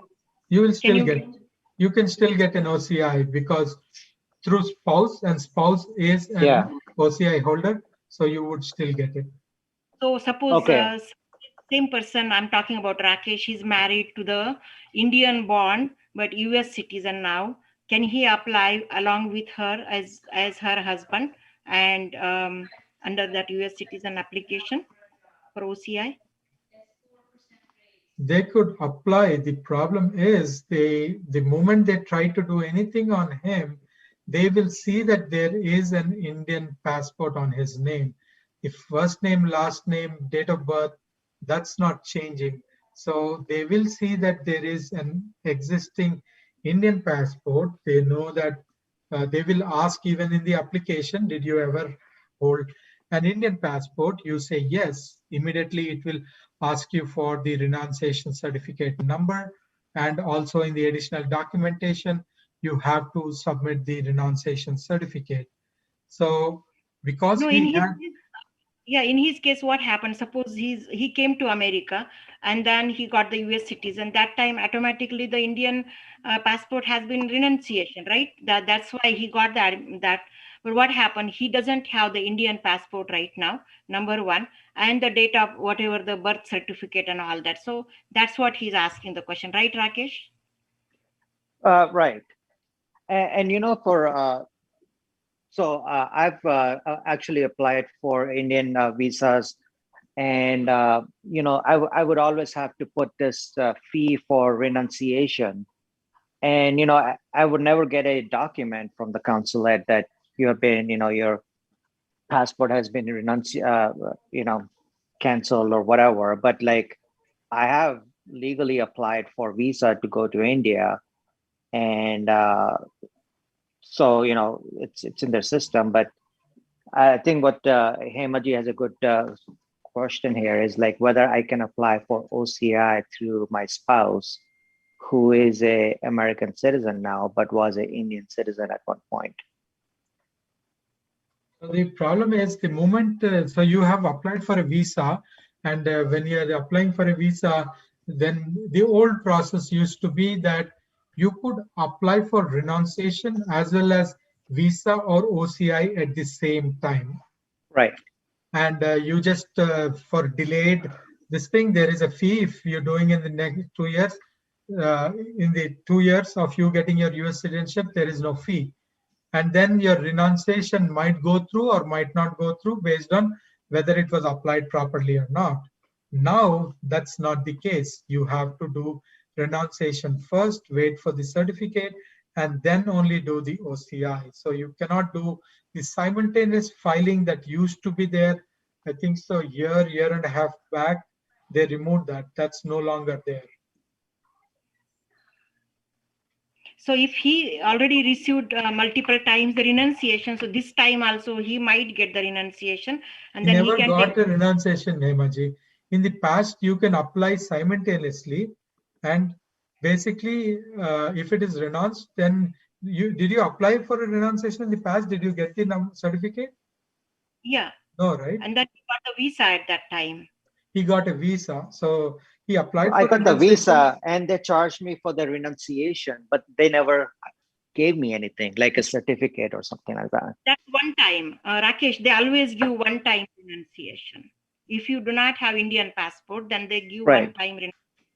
So you do the same thing. First, you call for renunciation this time, and then you apply for. So on your passport, does it say cancelled? I don't have my passport. I don't know where it is. I've lost it 30 years ago. I don't know where it is. Oh. Yeah. I see there will be no problem. Renunciation, first you get it how you have been taking it. It's okay Yeah. to pay $5 or one-time fee and take that renunciation. And many people lost their passports right now who got the citizenship. So that's what they are doing it. So don't worry about the Canadian passport and citizenship and everything, because you were under 18, you got the Indian passport. Yes. And you get the renunciation right now. Once you have it, then you apply for the whole family with your 2 children and your wife. Okay. So Okay. it's very. Thank you. Yeah. Thank you very much. So I have one more question, that somebody came here 50 years ago. She was born in India 50 years ago, and she came here 2 years when she was 2 years. So now she doesn't have Indian passport, and then the birth certificate in India in the villages where she was born, she will not get the birth certificate. So how can she get the renunciation for her and so she can apply for OCI? So if you look at the additional documentation section, it has a huge set of documents. One of them is a self-affidavit, affidavit from parents, affidavit from any known family who have witnessed it, any 10th mark sheet or any certificate that you have, even a transfer certificate from school that was issued, any hospital records or anything that you can show. The older, the better. You can use them as your alternative. So if you go to that additional documents, there is a section called alternative documents for birth certificate. There is a big list there. Okay, thank you. You can go for next, Priya. And there are 5 more questions. 5 more people are raising hand. I know we need to finish it fast by 4:30. I think you have another session. Hari, please. Yeah, Priya, can you unmute yourself? Priya going once, going twice. All right, I think so. Except for Priya, everyone else, we answered few in the past. Rahul. Rahul? I think. Yeah, very quickly, sir, a quick question. So I'm in the midst of renunciation right now, right? So just wanted to, and I know it must be somewhere out there, but just a quick thought on what documents do I need to submit while I'm sending the, I've already got those FedEx generated stickers, but I mean, what goes in the packet back? If you can please list the, is that the Indian passport that needs to go out? For each of them, there is a document checklist on the VFS Global, and based on it, even while you do it, right, when you fill up the application, the documents that need to be uploaded. So there is a section which has a full document list, and that specify what you need to submit. But based on the questions that you answered, by end of the VFS Global application, it will only show you to upload those documents that are required individually. So you have to, for each of them, birth certificate, you have to hit browse, select your birth certificate. So it will give you the list of documents that you need to send based on the questions that you answered. Thank you very much. I'll go back there. Thank you.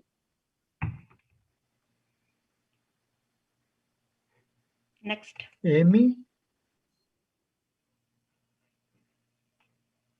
Amy, are you able to unmute yourself? Yes, can you hear me now? Yes, we can. Oh, okay. My question is, I have an American passport and it was due for renewal. You know how after 10 years they get expired? So it was due for renewal in January of this year. I sent it for renewal. I'm still awaiting for it to come back. I also have an OCI. I'm still confused about one thing. I know we discussed a lot, but I somehow don't get it. My original OCI was issued in 2009. The first time it was issued in August of 2000, June of 2009. And this is my second passport that I sent for renewal, because when my first OCI was issued, my passport, the first passport that was issued in 2001, it was expiring in 2011. My OCI was issued in 2009. So when this passport came renewed, the one that expired in 2011, that had my OCI already in my page of my new passport that came renewed. They included my picture, my of OCI card. Now my question is, I'm 63 years old now, 63. Do I have to renew my OCI after I get my passport? After I get it back from renewed? So you applied for your OCI, if I understand, in June 2009, right? Oh, I applied and I got my OCI. Yes, I got my OCI card. So you applied it in June 2009 based on your old passport, right? Okay, my passport that was issued in 2001, that was expiring in 2011. My OCI was issued in 2009. So they have issued it in one of my pages of on that passport, which was from 2001 to 2011. On page 17 or something, it has an OCI page. So basically, so the thing is simple. In the year 2001, when you applied for your passport, how old were you? In 2001. Oh, okay. Well, I don't remember, but right now I'm 63 and I was born in 1958. Yeah, so you were under 50. So the passport, so your last OCI was issued based on a passport that was issued before you turned 50. So you need to get it reissued. Oh, I need to get my OCI reissued then? Because your last OCI was issued based on a passport that was issued almost 20 years back, so which puts you around 43 roughly. So whatever passport was issued at the age of 43, based on that, you got an OCI card issued. Now, since your new passport was issued after you turned 50, you have to get your OCI reissued. Only once. When you say my new passport was issued, you mean renewed, right? Yeah. Because the first time the passport was issued was in 2001. So you meant renewed, right?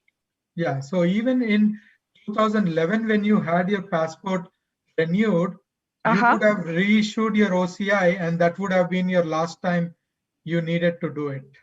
But that time there was no rule like this. There was always the rule. Rule is there from the last 15 years. Not 15 Oh, so years, but last 5 years. so you mean if I had renewed my OCI in 2011, when I got that passport renewed from 2011 to 2021, which I have again sent it for renewal now, then I wouldn't have to do it now then? That's right. If you did, so the rule is simple. If you did it once, based on the passport that you got after you turned 50. So if you got a passport before you turned 50, you still have to, and you did a OCI after 50 also, it doesn't matter. It is based on the passport. If you applied for a passport after you turned 50, that is the last time you have to get it reissued. If you renewed your passport before you turned 50, even though you applied for your OCI after you turned 50, it was based on a passport that was issued before you turned 50. So you do have to get it reissued. So should I wait till do they need my passport renewed? Like I still haven't received my new passport. You know how it comes back renewed. So I can only renew my OCI after my passport comes back, right? That's right. Your passport should be valid for at least 6 months to use that for renewal. So if your 2011 passport is having 6 months of validity, which doesn't seem like if it's 2011. Oh, no. I already sent my passport that was from 2011 to 2021 for renewal. It expired in January of 2021. So Yeah, I have so, sent it for renewal, but I'm still awaiting for it to come back. Sure. So you cannot apply for an OCI based on any expired passport though. You have to wait for your new passport. Then you have to get it reissued. But till end of the year, you are still allowed to travel with your old OCI. I see. So now in order for me to get OCI renewed, do I have to send my original OCI card back just like we send our passport back? But our passport, we send it to American consulate. So would I have to send my whole OCI card to an Indian consulate? All documents only go to VFS office and VFS will validate the originals, will return back the originals to you, and then will certify that you submitted the originals and send a request to the Indian Embassy. You don't have to send any documents directly to the Indian Embassy. So I'm sorry, where is VFS office? I don't know. What should I do to renew? I don't know. I have to go somewhere?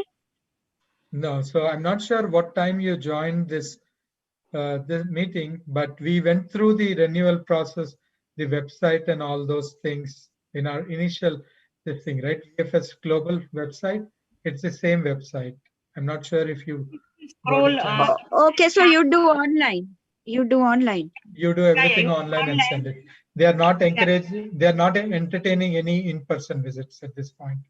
Also, but then they will ask you to send your my OCI to them after that?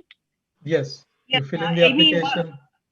Amy, what you do, go in the chat, scroll up. We have posted their 6 websites. So that can answer all your questions. Oh yeah, you know what? I was here. I know I was trying to take the picture of the chart, and somehow I couldn't get it on my camera. So that's why maybe how do I get the chart?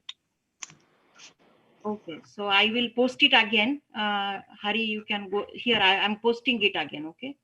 Okay. So the chat, I'm posting it again for everybody. So Hari, you can go for next here. Yeah, Meena, can you? Oh, you're unmuted. Go ahead. Okay, thank you. Thank you. Yeah. So hello. I submitted my OCI document a month ago, and I haven't. I don't know. I got my passport back and everything. I think it's being processed, but do you know how long the process would take in order to get my OCI card?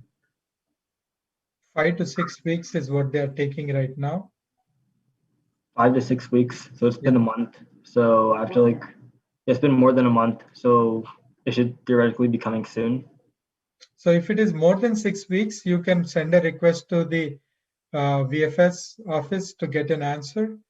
But if it's less than 6 weeks, then they're not taking any request to look at it. Okay, so to make a request, where do I go? I forgot. I didn't hear it.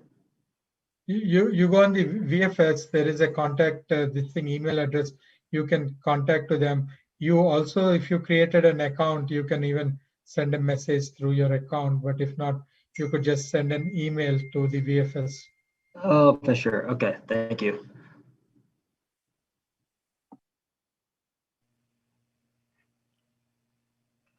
PY.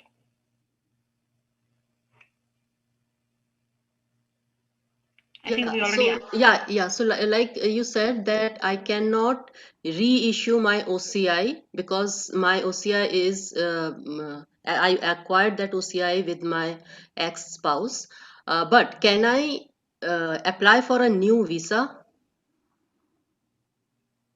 You can apply for a visa, but if you have an emergency or something. No, sorry, not visa. OCI, new OCI. Can I apply for a new OCI? No. So when you're applying for a new OCI, you need to qualify based on one of the 6 categories, right? So if you do not have a valid category, then you cannot apply for a new one. Okay. And my ex-husband is an Indian. He's not an foreigner. He's an Indian. Still, I cannot get new. I cannot reissue my OCI. Not after you are legally divorced. So okay. If you have some matter to settle, you have a court case or something, you can always take the tourist visa, go stay there for 6 months, extend it if the case is still running, some property, some custody or something. But you cannot take an OCI. Basically, OCI gives you additional privileges of doing businesses, staying there indefinitely, staying there forever, and all those things. So once you are divorced, you kind of lose some of those privileges. But where is she born? PY, where are you born? I born in India.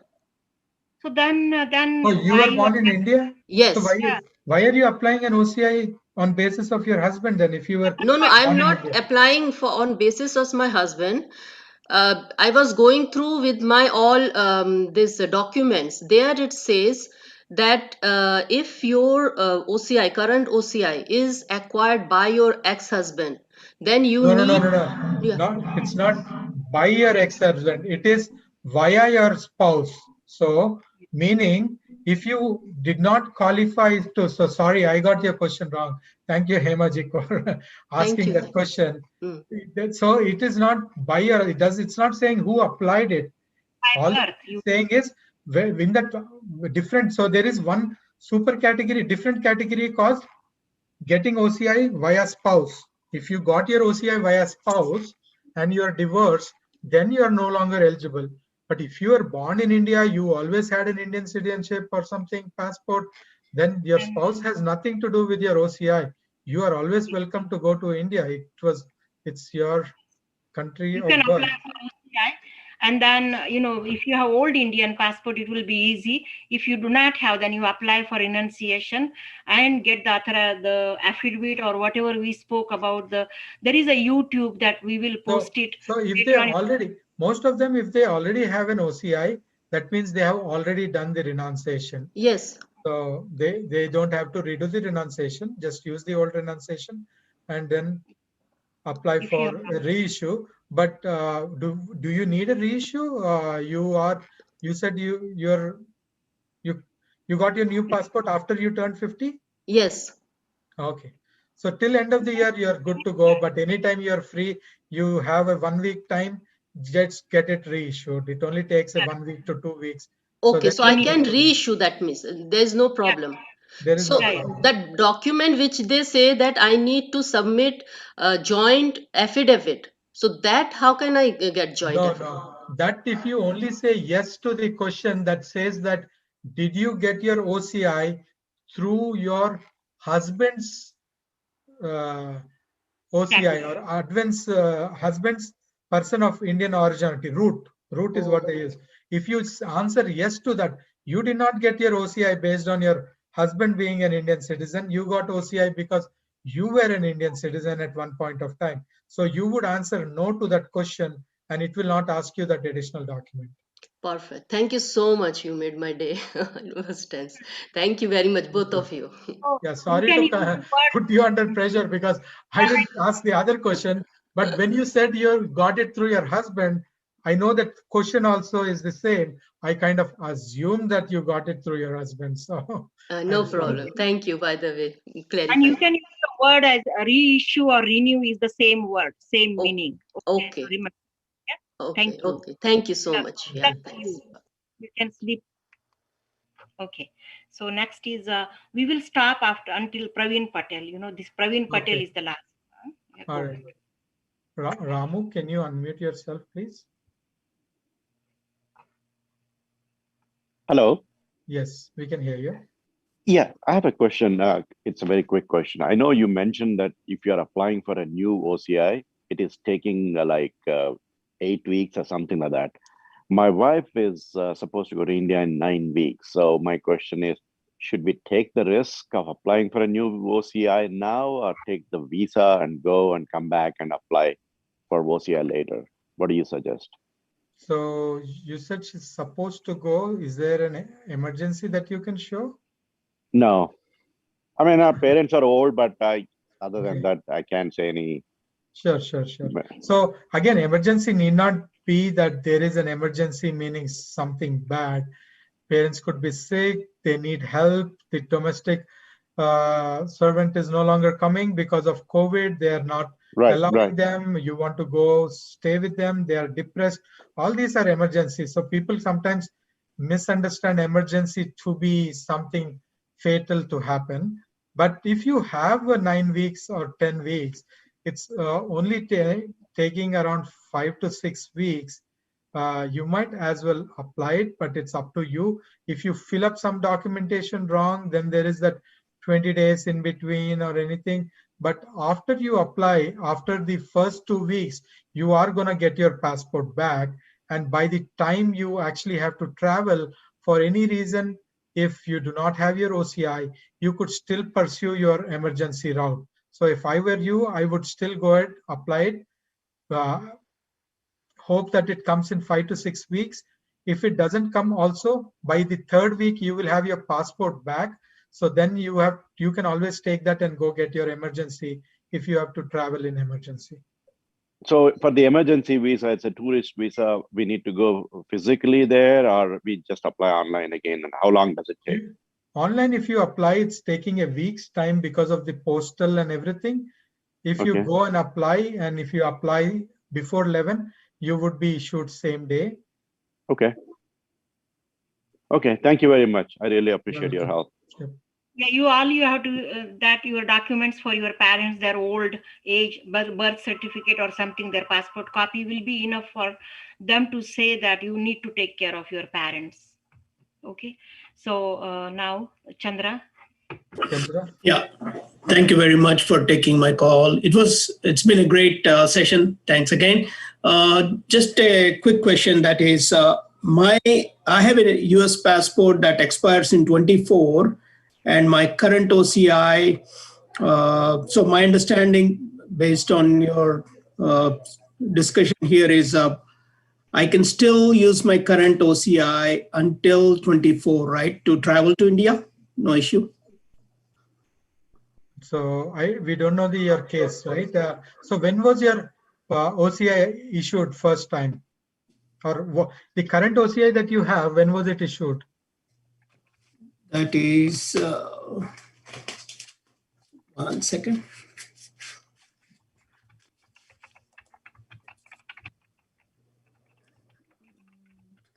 (2008). 2008. Yeah. So it was issued in 2008.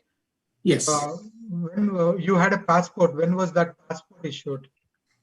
And the current passport? No, at that time passport. Oh, at that time, you mean in 2008, when they gave your OCI, when was that passport issued? 2004. 2004. 2004. And Yeah. in 2004, how old were you?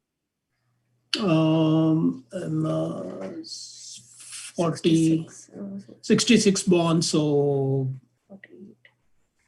48. unlucky. You missed it in 2 years. But yeah, you have to basically technically get it reissued after you get your new passport. Oh, okay. But so your passport was in 2004. But So, many times. But not the latest passport. Yeah, the latest passport is, of course, 2014. okay. But your OCI was issued based on the passport from 2004. Yes. So, yeah. So right now, so 2014. How I'm not calculating tracking your age. 2014. How old were you? I was 50. 50 plus, doesn't matter. 2014, you were 50 plus, so you were supposed to get it reissued after 2014. But then there was no rule. They were letting us, right? So the reissue rule was there always, but they were so liberal on that people did not mind it. Yeah, they were just carrying the old passports along with it, Yeah. 3, 4 passports. Okay, that's exactly what we did. Yeah, all the time. It is easy just to not to worry about, just renew that and done with it for rest of your life, because you already passed 50. So that way next time then you will not have that problem. So yeah, so what you're suggesting is don't wait till 24, get it, get the OCI reissued now, renewed. Yeah. After 2014, you had to only get it reissued once. So as long as you have a valid passport for more than 6 months, just get it reissued and then you're done. You don't have to do anything else in future. Okay, but until the end of this year, it is okay. But okay, so what you're saying is, yeah, get it done so that it is good. Don't wait till 24 is what you're saying, yeah? Yeah, after 2014, you were eligible for a reissue. Okay. So don't wait till 2024. But if you have any emergencies, you want to keep your options open. You don't want your passports and other thing in post, in transit. You want to wait and do it. It is still fine. The embassies might open. The VFS office might open in person. People like to go in person, get it document checked there and then submit it there. So that way you're not getting back things in mail. So see, the thing is, most of this process was there from a long time, but people used to normally not use the postal service to do it. They would always go there. And when you go there, there is no 5 minutes restriction or 10 minutes restriction. If you need half an hour, they will take half an hour. They will make all the corrections. They will give you a pass. You have to go get your Xerox copies, other things, money orders, and you come back and you do everything there. So people did not feel the pain, but suddenly when they have to do everything themselves online, they are now thinking that the process has changed and become a little bit complicated. But this was always there though. Okay. And one last question, sorry, but my daughter's situation, my son who's 19 now, has a passport that is expiring in 2022 next year. So in his case, can we still use his current OCI until January 22 for? Anyways, right now there is an exception till December. Yeah. In January, there might not be the exception. As we said earlier, sometimes they are very liberal on that particular thing. But whenever, so if it is end, you can renew your passport 9 months before. 9 months before. You can then do it. Earlier you do it, the safer things are, but technically speaking, you don't have to, because till end of the year you have time. And at that point of time, towards the end of the year, you might as well renew both your passport and OCI, get it reissued. And at that point, he might turn 20 if he's 19 now. And then you might don't have to basically worry about doing it for the next 30 years. Okay. There is a last question that already Rajesh Bihani has asked about his disabled child. He's asking to whom he should call to find out about his son to apply for OCI, to whom he should call. Rajesh Bihani, his son is disabled. Yeah. So for the VFS, right? Okay, So so you VFS. should, yeah, you should call the VFS Global. They are the only point of contact with this thing. I would basically highly recommend him to just take the VFS Global miscellaneous services. There is an OCI application assistance under miscellaneous. If you go, it is 1995. They will assist you till your application is submitted, rather than doing the 5 free minutes and then going, I think so, $2 or something per minute after that and all those things. So Take for that. miscellaneous services, $19.95, $19.95. Yeah, there is a 1995 miscellaneous, $20, let's count it, $20. There is a miscellaneous service and they will assist you with the entire application process from end to end. There is no per minute charge if you take that. Yes, and soon I heard that they are also going to post the videos on their website, how to fill in the form. Suppose, you know, how we showed them the videos like that, they will be having segmental videos so people can get an idea how to do that. I think we are almost done. Thank you very much, Hari. That is, without you, it was not possible. And Ashok Baddi from Orange Moon, and Let Us Talk It. And hope we will be able to help more community people around it. And thank you, Abhijit and Sugandha and Kirti, that who created us the flyer for this event. And thank you very much. All right. Thank you very much. Yeah. And So there will be a YouTube that people, when they search about this, it will be always available now onwards for rest of our life, I think, you know. Sure. So Yeah. thank you very much. Yeah, any other general questions too? The Let Us Talk It forum addresses a lot. I know Hemaji and them also run a lot of forums, but feel free to reach out to any one of us, be it any other open items too.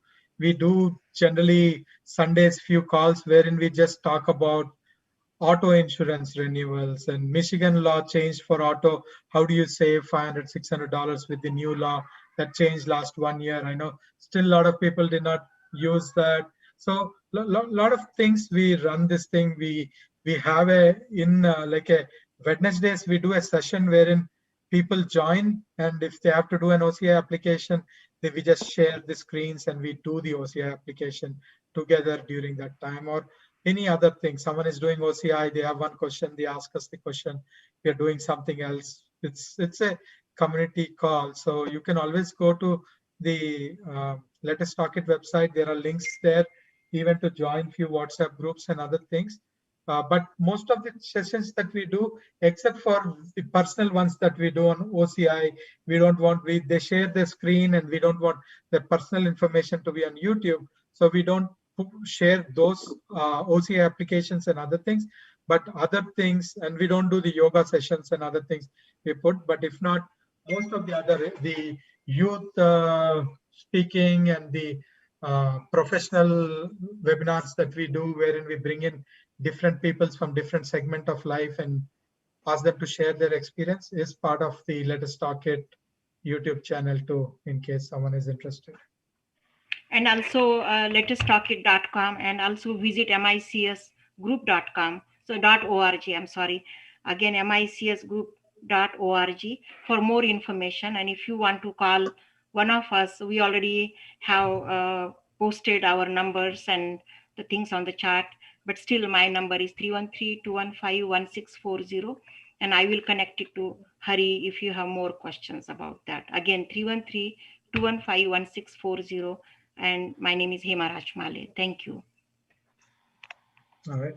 Thank you very much. Thank you, everyone.